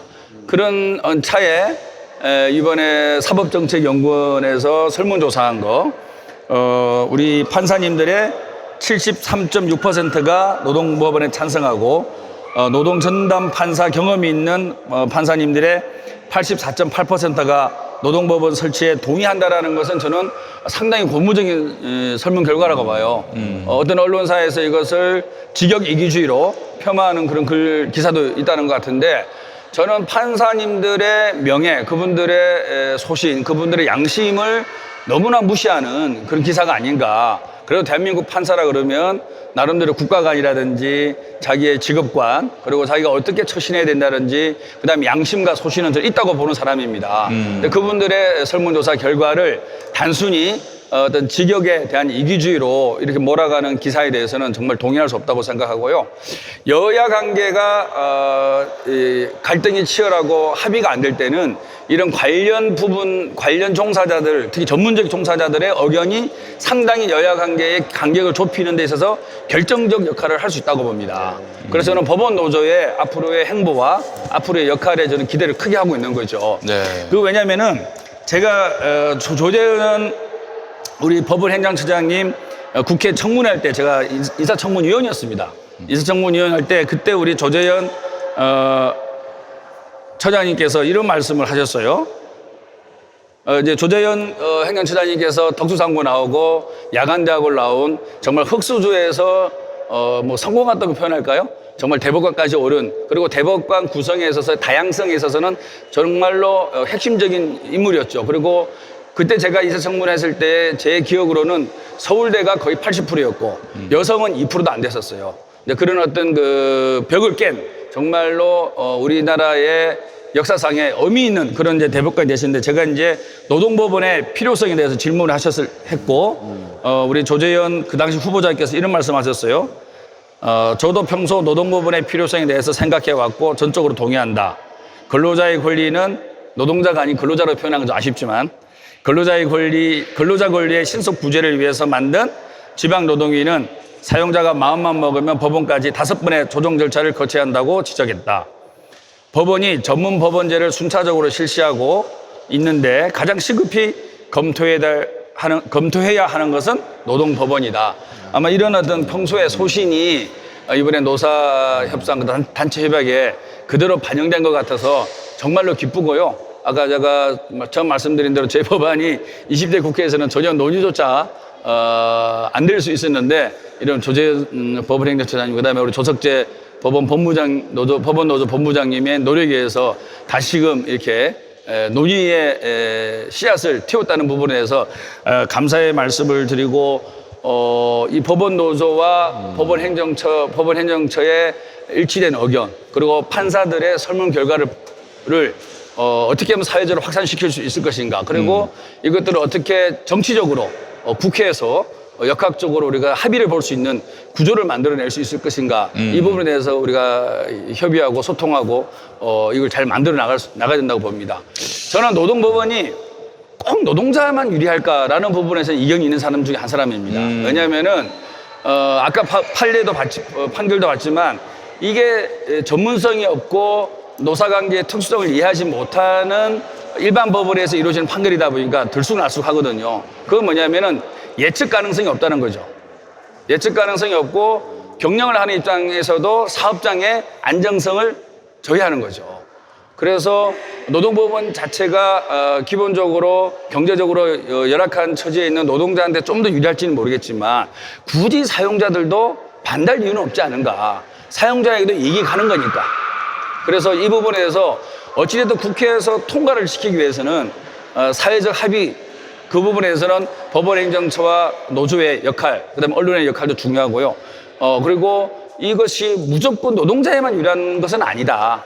우리가 이런 그 예측을 가능하게 만들고 사업장의 안정성을 도모하게 해서 이런 복잡하게 엮여지는 21세기의 다양한 고용관계와 노사관계를 조기에 판정 내려주는 것은 노사 모두에게도 도움이 된다.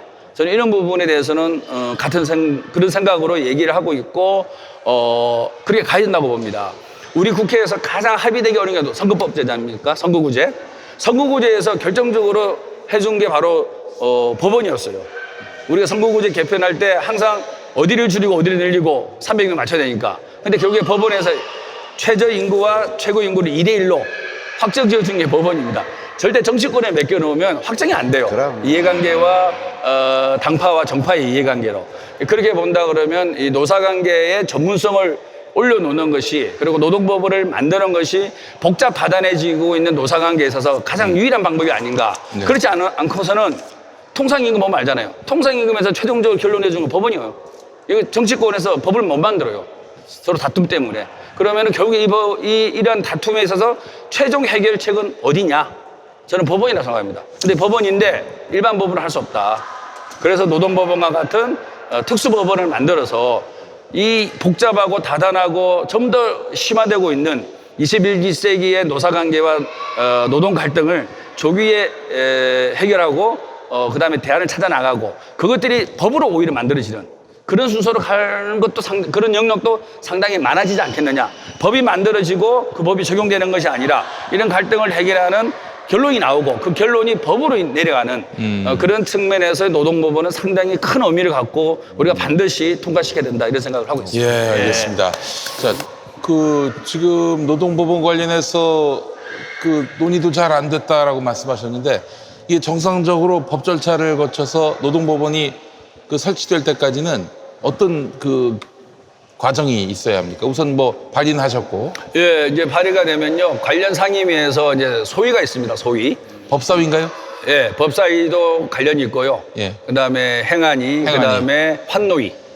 제가 그러네, 무려 10개 환노위네. 법을 발의했습니다. 예. 관련된 법이 너무 많아요. 예. 너무 많기 때문에 정부행정조직법, 그다음에 노동소송법 등등 해서 그다음에 근로기준법 하여튼 10개 정도 법인데요. 관련 상임위에서 상정을 하면 법안 소위로 넘깁니다. 법안 소위에서 지금 논의가 안 되고 있는 건데 아까 말씀드린 대로 법안 소위에서 논의가 되려면 여야 간사 간에 합의가 있어야 됩니다.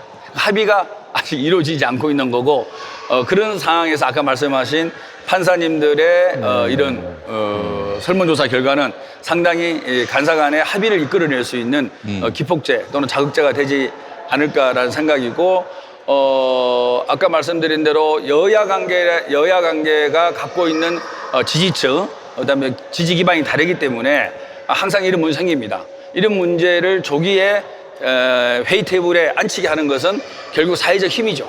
시민사회 노동의 힘으로 이것이 테이블에 앉는 거지 그냥 놔두어서는 이 테이블 자체가 성립이 안 된다. 그런 말씀을 여론의 꼭 드리고 싶습니다. 중요성도 말씀하셨지만 내년 총선도 중요하겠어요. 중요하죠. 반대하는 당이 있다는 거 아니에요, 한마디로. 네, 반대하는 당 때문에 이게 한 발짝도 못 나가고 있다는 얘기인데 네, 이게 또 국회가 바뀌면은 내년에 총선이 또 하나의 복제가 될 수 있지 않겠는가 하는 생각이 듭니다. 이렇게 제가 한마디만 더 할까요? 더 하시죠. 제가 법을 만들면서 상당히 많은 고려를 했습니다. 그 중에 하나가 우리 공인 노무사 분들의 지위인데요. 지금 현재 지방노동위원회나 중앙노동위원회 많은 대리 업무를 하고 있는 게 사실 공인 노무사입니다. 그죠? 근데 만일에 노동법원이 만들어졌다 했을 때 그분들의 지위, 그분들의 일자리 이런 걸 고민 안 할 수가 없는 거죠. 왜냐하면 갈등이 첨예화되면 법은 통과가 안 되거든요.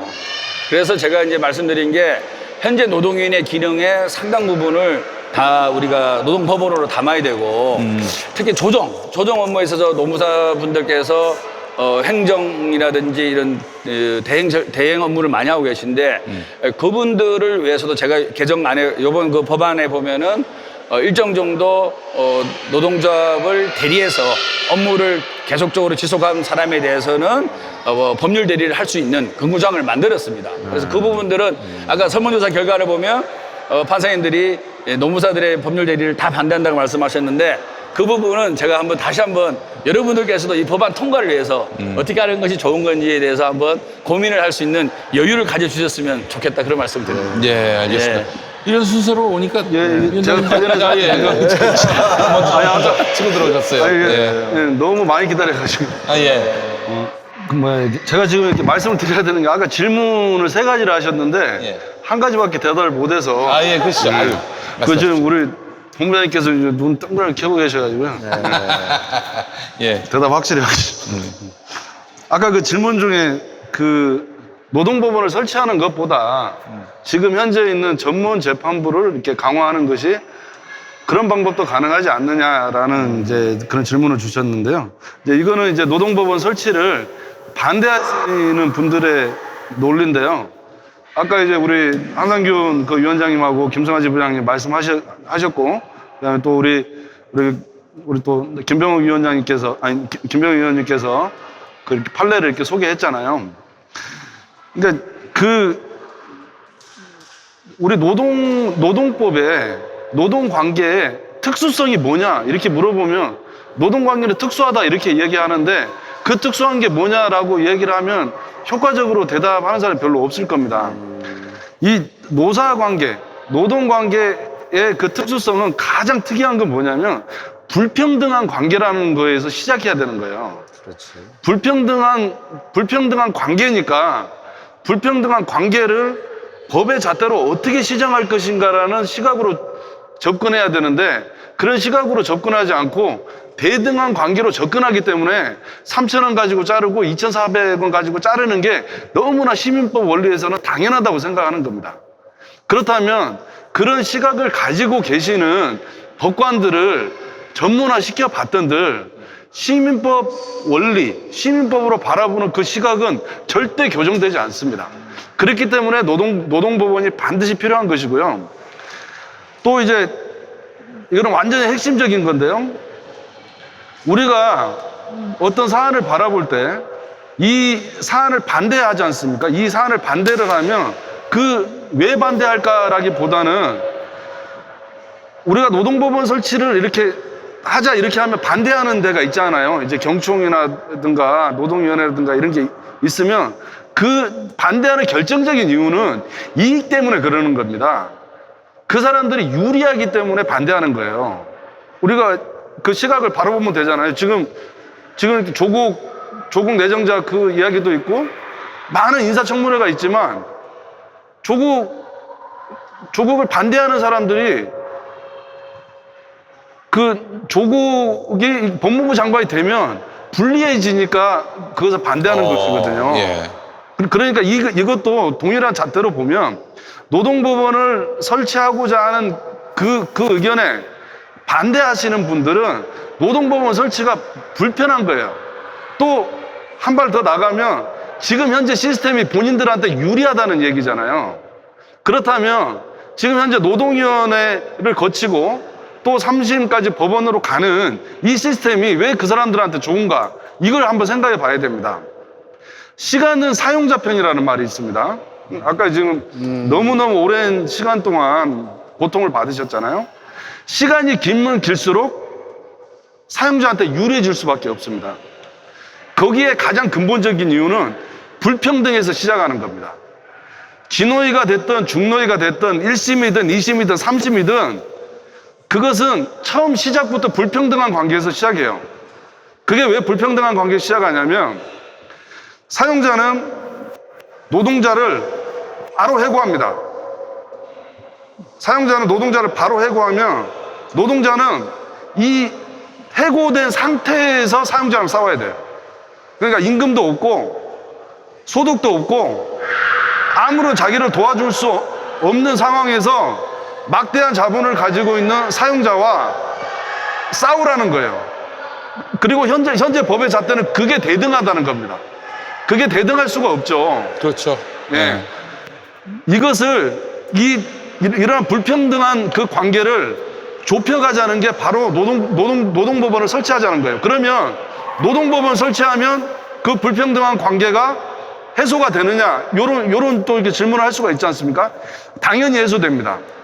왜냐하면 그러한 불평등한 관계는 진호위, 중노위를 거치면서 계속적으로 있으면 그게 시정이 안 됩니다. 왜냐하면 진호위 결정이나 중노위 결정은 일단 행정관서의 처분에 불과합니다. 그렇기 때문에 행정관청의 처분으로 어떤 사람의 임시의 지위를 정할 수는 없습니다. 우리 여기 법원에 계시는 분들 많겠지만 임시의 지위는 어디에서만 정할 수 있습니까? 임시의 지위는 법원에서만 정할 수 있는 겁니다.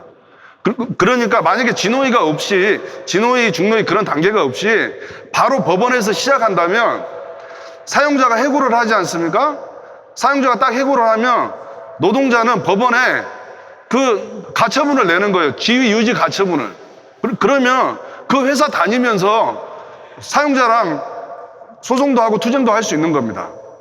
그렇게 되면 지금 사용자가 5년 동안 소송하고 7년 동안 소송하고 싶어 하질 않겠죠. 왜냐하면 그 관계 자체를 사용자도 빨리 끝내고 싶어 하니까. 하지만 지금 현재 이 시스템을 유지하면서 노동위원회를 개선하고 그 다음에 중노위를 개선하고 또 어떤 안은 중앙노동위원회에다가 하는 것과 행정소송을 제기하는 것을 의무적으로 하자. 이런 모든 안들은 그 완전 본질에서 벗어나는 겁니다. 그러니까 우리의 논의는 사용자와 노동자가 공평하게 시작할 수 있는 그 제도를 만들어주는 것이 우리가 노동법원을 반드시 만들어야 되는 그 시작점이라고 할 수 있습니다. 이것을 좀 많이 홍보해주고 그 노동법원의 필요성에 대해서 누군가 물어볼 때 반드시 이야기해 주시기를 바라고요. 아까 우리 김병우 위원님께서, 존경하는 김병우 위원님께서 우리 판사님들 이렇게 여론조사 이렇게 말씀 아주 흐뭇하게 지금 이렇게 바라보셨습니다. 이제 왜냐하면 김병우 위원님께서 내신 안과 동일한 안을 설문조사를 했거든요. 예. 그런데 김병우 위원님께서 내신 안과 딱 한 가지 차이점이 있고 나머지는 다 김병우 위원님의 안에 이렇게 따라가는 설문조사 결과가 나와버린 거예요. 한 가지만 뭐냐면 김병우 위원님께서 이렇게 말씀하신 것은 참심제거든요. 참심제.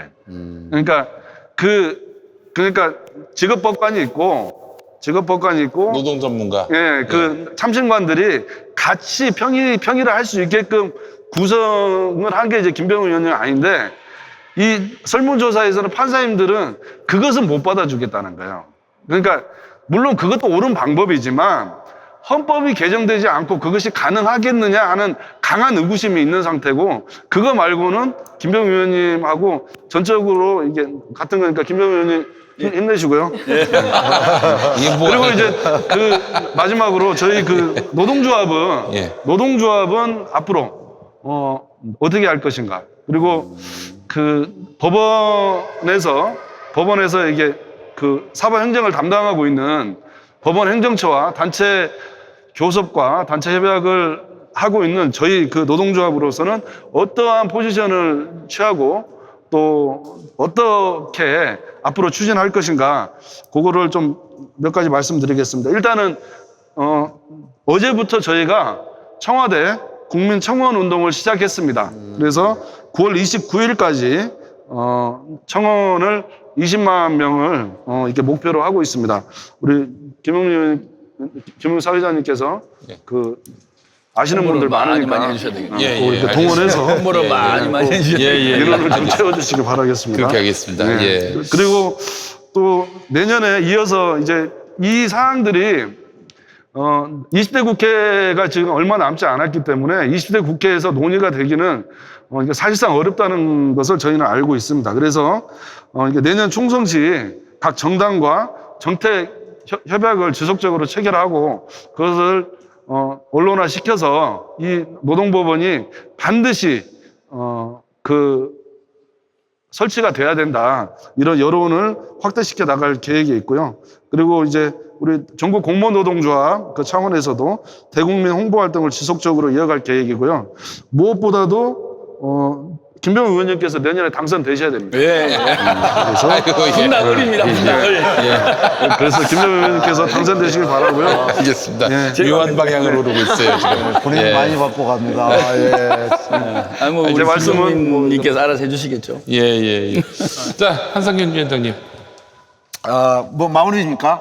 아니, 뭐, 이제 한 번의 발언 기회를 더 드리고, 그래요. 그다음에 우리 예. 방청객분들의 질문 받고, 아니, 이렇게 해서. 지금 이야기한 대로 예. 기울어진 운동장을 바로 잡기 위해서 절대적으로 필요하다는 이야기를 이제 중심으로 하셨는데 네. 이런 이야기를 이제 국회에다 하면 저들이 이제 안 받잖아. 네. 예? 이게 좋은데 몰라 받겠어. 예? 이제 안 받을 건데 예. 그러기 위해서 이제 우리가 여론을 만들다라고 이제 하고 있는 건데 저는 이제 그 여론과 명령을 우리가 좀 혼동하면 안 된다. 여론과 요구는 별거 없어요, 그거. 30만 원 하든 50만 원 하든 그냥 씹으라 꺼져버려요, 그건. 근데 우리가 분명하게 이 공익과 대의가 딱 쓴 명령이 되어버리면 요건 국회의원 하나부지라도 거부를 못하게 돼 있어요. 근데 그걸 만들어야 되는데 우리 김용민 사회자한테 한번 물어볼 사항이 있어요. 네. 우리가 87년에 말이요. 네. 이 나라에 사는 노동자 중에 사장이 한쪽 회사 안에 5명 이하로 네. 있는 회사에 다니면 네. 최소한의 법인 근로기준법도 적용 안 해도 된다. 이제 이런 것이 만들어졌어요. 아유, 뭐, 그때는 근로기준법이 뭡니까? 매 안 맞는 것만 해도 다행히. 그러니까 이제 있던 시절이었죠. 32년이 되어버렸다 이 예, 말이에요. 예. 32년이 지나버렸는데 거기에 결론은 대상자는 2등 국민으로 되어본 거예요. 또 하나의 이 나라의 평등한 세상에서 신분이 만들어졌다 이 말이에요. 그 인원이 얼마나 될 것 같아요? 모르겠는데요. 몰라요. 우리 좀 노무사 공부를 하셨어야 되는데 아, 안 해가지고. 현재 통계청 발표로 580만입니다. 580만 명이에요. 네. 이제 그들이 이 명령에 저는 참여해야 된다. 그래야만 명령이 될 거다는 생각이 있어요. 그래서 우리 법원 본부나 공무원 노조나 민주노총이나 또 깨어있는 시민들이 함께 기울어진 운동장을 바로 잡지 않고는 이 노동법원이 쓴다고 해서 쉽게 불평등한 세상이 바뀔 수 없다. 이런 대전제를 확실히 세우고 네. 강하게 좀 밀었으면 좋겠다. 네. 저도 거기에 마음을 보태고 열심히 함께 하겠다는 말씀을 좀 드리겠습니다. 알겠습니다. 예. 이 손배 가압류로는 제압이 안 되네요, 우리. 한상균 위원장님. 예. 리얼하게 자, 말씀해 주셔서. 김승환 지부장님. 예. 네, 사실 저는 이제 합의를 하고 이제 복직을 했잖아요. 네. 그래서 약간은 정말 큰 대정부를 향한 그런 또 법정 싸움 같은 건 이제 끝났다라는 생각이 드는데, 사실 제가 이제 입사를 하고 나서 그러면 이제 정말 불행 끝 행복 시작이냐, 그런 게 아니거든요. 이제 현장에 가면 이제 법은 멀고 주먹은 가깝다 이런 것처럼 내가 정말 직속으로 만나는 사람들의 나에 대한 갑질, 뭐 이런 것들에 저라고 해서 예외가 있는 건 아니더라고요. 그래서 사실 저가 이제 저희 교대 근무기 때문에 오늘 사실은 근무를 하는 날이어서 휴가를 내고 이제 나왔는데, 주말이라는 이유로 휴가를 처음에 거부당했었어요. 그래가는데 저는 정말 좀 결근을 각오하고 약간 좀 강하게 나갔더니 나중에 허가를 해주더라고요. 이런 것처럼 이제 정말 각기전투거든요. 그런데 이런 정말 약간 노동자의 실무적인 입장이 들어갔을 때는 이런 노동법원을 통해서 하나의 기준을 명확하게 만들어서 모든 사람들 일괄적으로 더 적용되게 만드는 것이 얼마나 중요한지 사실 실감을 하게 됩니다. 그래서 앞으로도 저희가 이제 직장 생활을 하면서도 정말 여기 법원 지부라서 그런지 여기 간부들은 공인 노무사시더라고요. 네. 나도 이런 걸 따야 되나 뭐 그런 생각도 막 들기도 하고. 네, 현장에서 이제 싸우기 위해서는 노동자가 법을 공부하고 정말 뭔가 내가 스스로 싸울 수 있는 그런 힘을 기르지 않으면 결국에 당할 수밖에 없구나라는 걸 절대적으로 느끼는 그런 상황이더라고요. 그래서 정말 오늘 이렇게 토론회를 들으면서도 더 절대적으로 이것이 필요하겠다라는 그런 공감을 하게 된 것 같아요. 같습니다. 네, 알겠습니다. 이렇게 해서 오늘 패널 분들의 이야기를 충분히 제가 좀 한 말씀. 예, 그러시죠. 예. 좀 모자람이 있었습니다. 예. 아니, 왜냐하면 이제 우리가 이제 노동위원회하고 이제 그 법원의 이제 그 이원적인 어쨌든 노동심판기구의 분리로 인한 이제 그 효율 문제는 어쨌든 굉장히 중요한 문제고, 그 우리 이제 김광준 지법장님이 지적을 해주셨는데, 그 부분 관련해서 이제 오늘은 전반적인 자리가 노동법원에 대한 총론을 사실은 건드리는 얘기 같아서 사실은 네. 약간 세부적으로 들어가는 부분들에 대한 얘기가 없었는데, 그 부분들을 조금 이제 얘기를 하자면은 예. 이제 우선 이제 노동위원회는 제가 이제 중앙노동위원회의 노동자위원으로 참여를 하고 있는데, 노동위원회와 분명히 한계도 있지만 노동위원회가 그 필요한 측면도 좀 있어요. 그러니까 노동위원회 지금 이제 말씀하시긴 지금 현재 법안이 노동위원회의 모든 심판 사건들을 전부 다 이 법원으로 이제 가져오게 되면은, 예를 들자면 심판 중에 뭐 차별 뭐 시정 심판도 있고 뭐 부당해고도 있는데, 부당해고 심판 사건만 한 연간 한 2만 5천 건에서 한 3만 건 정도 되거든요. 그러니까 이제 그런데 이제 그 부당해고 심판 사건 중에 대개 한 70에서 80%는 그 노동위원회에서 일단 그 다 합의가 이루어져요. 판정이.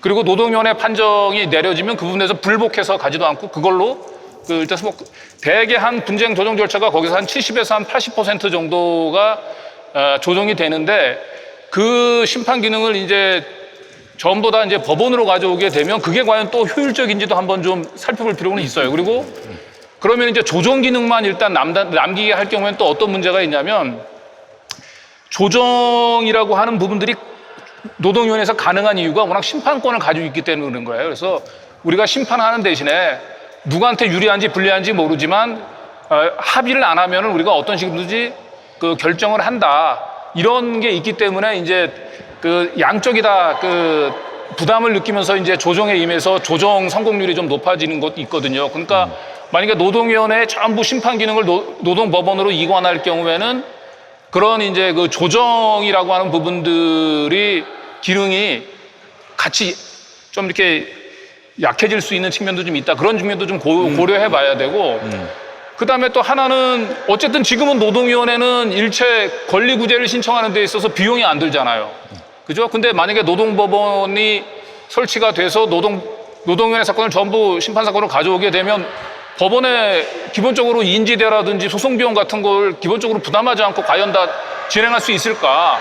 그렇다고 한다면 특히나 아까 이제 5인 미만 사업장 근로자들 뭐 얘기도 하고 그랬는데, 그런 영세 사업장에 있는 저임금 노동자들 같은 경우는 심판 사건을 전부 법원으로 가져오게 되면 외려 거꾸로 권리구제의 문턱이 높아질 수 있는 측면도 있어요. 그래서 저는 그런 차원에서 보면 노동위원회라고 하는 부분들을 심판 기능을 전부 다 법원으로 가져오는 것보다는 노동자들이 선택을 할 수 있게끔 하는 것도, 그러니까 좀 신속한 빨리 권리구제가 필요하면 노동법원서부터 권리구제를 들어가면 되고, 비교적 자기가 소송 부담하겠다라고 하는 각오, 그걸 용의를 가지고 신속한 권리구제를 택하면 노동법원으로 하고, 그다음에 본인이 이건 법원으로 가게 되면 조금 비용도 부담이 들고 그냥 신속한 권리구제 부담 없이 하겠다고 얘기하면 노동위원회로 갈 수 있는 이런 것도 저는 이원화도 얼마든지 가능하다. 신속한 권리구제라고 하는 부분들도 살리면서 더 노동자한테 권리구제의 다양한 수단들을 좀 확대하는 차원에서도 그런 방법도 좀 필요하다고 보고요. 그리고 그 소송 대리권 문제 관련해서는 제가 노무살에서 하는 얘기가 아니고, 사실은 노동위원회에 보면은 그 변호사 자격을 가지신 분들이 노동법에 대해서 몰라가지고 저지르는 엄청난 실수들이 너무나 많아요. 뭐 단적으로 예를 들면 여기 법원의 부장판사 출신의 변호사분들도 와서 노동법에 대한 기본적인 이해가 부족한 얘기들을 너무 반복적으로 해서 제가 기가 막힌 경우가 굉장히 많았고, 그리고 뭐 최근에 제가 취재하는 사건 같은 경우는 우리 그 산업안전보건법상에 보면 원청한테 산업안전보건법상 그 원청의 책임을 부과하는 조항만 있으면 충분히 권리구제를 받을 수 있는데도 변호사가 그 조항을 몰라가지고 일반 민법상 그 도급 하는 데 있어서의 원청의 책임들 가지고 일반 민법의 논리를 가지고 하다가 1심에서 깨져가지고 그 노동자가 이제 저한테 와서 얘기를 하는데 제가 그랬죠. 이건 그냥 그 산업법상 원청의 책임을 묻는 이 조항 가지고 손배 책임 구하면 되는데 왜 그랬냐라고 해서 변호사한테 가서 얘기를 하니까 변호사가 자기가 잘못했다고 하고 항소심은 그걸 추구하고 했는데 그러니까 변호사들이 지금 현재의 노동법원들을 해서 노동사건들이 많아졌을 때 지금 현재의 변호사들 인력 가지고 과연 효율적인 소송, 대리, 그다음에 권리구제가 가능하겠냐라고 하는 차원에서 특히 요즘 노동법은 기본적으로 공부하는 데만 한 노무사로서 한 2년 정도 평균적으로 보거든요. 그런데 지금 보면 로스쿨을 통해서 이제 변호사를 배출이 되는데 로스쿨에서 배치되는 그 변호사들 가운데서 노동법 공부하기가 워낙 힘들기 때문에 선택 과목으로 선택하는 로스쿨 학생들이 채 한 5%도 안 될 거예요. 그런데 그런 상태에서 기본적으로 그 노동 사건들을 권리 구제를 담당할 수 있는 법조 인력들 배출 자체가 안 되고 있는 상황에서 노무사들의 소송 대리권을 제한을 하고 변호사들이 그 소송을 계속해서 가져가겠다라고 얘기하는 부분들 같은 경우는 직역의 논리를 떠나서 노동법원을 만드는 기본적인 취지가 노동자의 효율적이고 신속한 권리 구제라고 하는 차원에서 보자면 그 주장은 한번 어떻게 보면 좀 심각하게 한번 좀 재고를 좀 할 필요가 있지 않을까. 이제 그런 말씀입니다. 그러면은 노동위원회 그 결정, 그 중노위의 결정이 대법원 확정 판결하고 같은 효력을 갖게 해야 된다 이 말씀. 아니죠. 그러니까 중노위 판정을 가서 중노위 판정에 불복을 하면 다시 물론 노동법으로 다시 갈 수도 있고. 이제 기존대로. 그렇죠. 그리고 이제 뭐 중노위 판정에서 양 당사자가 불복을 하지 않으면 이제 그걸로 확정이 되고 하는 거예요. 네, 알겠습니다. 저도 한 말씀만 더 드릴게요. 짧게 해주십시오. 4시까지인가요? 예. 그리고 저 질문 시간도 좀 필요해서. 아까 제가 이제 발의한 국회의원 국민소환제는 저희가 우리 민주당 10명의 동의를 얻어서 발의를 했고요. 네. 노동법원은 많은 의원님들이 동의해 주셨습니다. 몇 명인지 아시겠어요? 무려 36명입니다. 그래서 상당한 많은 의원들이 여러분들의 생각에 동의하고 지지와 성원을 보내주고 있다는 말씀을 꼭 드리고 싶고요. 저는 그런 생각합니다. 노동법원에 오늘 하는 거는 디테일한 이런 부분에는 토론이 좀 적었는데요. 뭐 참심제로 할 거냐, 준참심제로 할 거냐, 뭐 프랑스처럼 1심에만 노동법원 도입할 거냐, 제가 발의한 것처럼 2심까지 갈 거냐, 조정 기능을 어디에 남겨둘 것이냐, 그리고 심판 기능에 전부를 가져올 거냐, 일부를 가져올 거냐, 뭐 그다음에 노무사에 대한 기존의 이런 소송 대리를 인정해 줄 거냐, 아주 많은 부분에 있어서의 논의의 필요성이 있다고 봐요. 그리고 필요성의 핵심은 노사관계의 신속한 판단, 그리고 특히나 사회적 약자에 대해서 어떻게 할 거냐, 이런 부분의 기준에 맞춰서 이런 부분 논의를 해 나가야 되는데, 이런 디테일의 문제로 좀 큰 틀이 흔들리지 않았으면 좋겠어요. 그러니까 우리가 노동법원의 도입 필요성에 대해서는 공감을 하고 디테일한 부분에 대해서는 좀 마음을 열어놓고 여유 있게, 그리고 이것이 개혁의 후퇴, 왜 원한대로 안 하냐, 이런 차원이 아니라 우리가 사회적 합의라는 구조, 그리고 우리가 다 진보적인 사람들 사이에서도 이견이 있을 수 있거든요. 그런 사회적 합의를 만들어가는 과정으로 좀 이해해주는 그런 또 측면도 꼭 필요하다는 생각을 하고요. 저는 왜 노동법원이 중요하냐고 자꾸 말씀을 드리냐면은, 이제 앞으로는 글로벌 측면에서도 저성장 시대로 빠져들었습니다. 저성장이라는 것은 일자리가 줄어들 수밖에 없고, 또한 그 속에서 일자리를 얻기 위한, 또 좋은 일자리를 얻기 위한 가진 노력과 또 일자리를 유지하기 위한 또 노력들이 필요한 거고, 또 저성장이기 때문에 부가치가 적은 사업장은 또 일자리를 줄여야 되고, 이런 갈등과 충돌이 저는 있을 수밖에 없다고 생각해요. 근데 지금처럼 진호위나 중노위에 의존하고 또 일반 행정법원에 가서 3심의 절차를 거치고 이런 것들이 너무나 큰 사회적 비용을 우리가 지출한다는 거죠. 이런 사회적 비용은 사회적 갈등을 야기시키고 이 속에서 우리의 경쟁력은 더 떨어질 수밖에 없는 거죠. 그래서 저성장이라는 우리가 뻔한 앞으로의 전개 과정 속에서 우리가 어떻게 하면 노사관계와 이런 문제들을 안정적으로 유지시켜 나갈 것이냐, 이 속에서 어떻게 노동의 가치를 제대로 우리가 실현할 거냐, 이런 부분에 있어서도 노동법원이 조기에 설립이 돼서 그 문제에 있어서 큰 해결책으로 자리매김됐으면 좋겠다. 네. 그런 말씀을 꼭 드립니다. 알겠습니다. 자, 이렇게 말씀을 다 들었죠? 예. 자, 그래서 우리 여기 참 방청하시는 분들의 질문이나 혹은 의견 짧게 뭐 1분 이내로 말씀해 주신다면 저희가 이 시간을 한번 그렇게 갖고 가려고 합니다. 자, 의견이나 하실 말씀 있으신 분 한번 손들어서 의사를 표해 주시겠어요? 아, 예. 자, 마이크 우선 드리겠습니다. 저희. 예. 안녕하십니까. 로리더의 신종철 대표입니다. 노동법원 설치 관련 법안을 10개나 발의하신 걸로 알고 있는 김병민 의원님께 질문 드리겠습니다. 지금 집집마다 노동자가 없는 가정이 없는데, 근데 조선일보 같은 경우 아까 사회자께서 언급을 하셨지만, 그 노동법원 설치가 법원 공무원들의 자리 늘리기로 노동자들의 신속한 권리 구제가 아닌 세금으로 자리를 늘리는 이런 시각의 관점으로 바라보고 있는데, 노동법원의 아이콘으로 불려도 되실 만한 김 의원께서는 이 노동법원 법안을 발의하시기 때문에 지금 현재 패스트트랙으로 국회에 올라가 있는 그 공수처 같은 경우에는 검사 25명, 수사관 포함해서 한 100명 정도 내외로 하고 있는데, 노동법원의 법원은 규모가 어느 정도 되는지 설명을 해주시면, 아까 조선일보에서 법원 공무원들의 일자리 늘리기, 자리 늘리기 이런 관점을 상쇄시키지 않을까, 이걸 좀 설명해 주시면 네티즌들한테 도움이 될 것 같습니다. 그거는 제가 답변을 드리기보다는 현업에 종사하시는 우리 법원 노조측에서 훨씬 잘할 거라고 보는데요. 예, 지금 우리가 고등법원에 4개가 돼 있나요? 그 노동전담 부서가? 네. 고등법원에 4개, 지방법원에 14개인가요? 전국에. 네, 전국 합쳐서 네. 그렇게 돼 있는 걸로 알고 있고요. 각 이제 그 지역마다 몇 분씩 계신지를 잘 모르겠는데, 우리가 저기 법원 노조 측에서 현재 구성 인원이나 이런 걸 좀 잘 알고 있을 것 같은데. 네. 일단은 이제 그 조선일보에서 이야기하는 그 뭐 일자리 확대 뭐 이런 것은 어떻게 보면 지금 우리가 논의하는 게 노동위원회를 어떻게 흡수할 것인가잖아요. 네. 그러면 노동위원회에서 근무하시는 공무원들은 다 내쫓고 그 사람들을 새로 공무원을 하는 게 아니죠.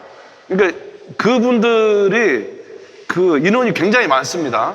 그러니까 그냥 공무원으로 임명되신 분들, 특히 노동조사관들 있죠. 우리 그 김병우 위원님 안에도 있는 그 노동조사관들, 그 노동조사관들 수도 엄청나게 많습니다. 그렇기 때문에 세금으로 뭘 한다, 이거는 맞지 않아요. 왜냐하면 그쪽으로 나가는 세금이나 이쪽 합해서 나가는 세금은 똑같거든요. 그러니까 세금으로 뭐 이게 공무원 숫자를 늘리려고 한다, 이제 요거는 맞지 않은 것 같고. 항상 조선일보는 그딴 식이에요. 그런 식이에요.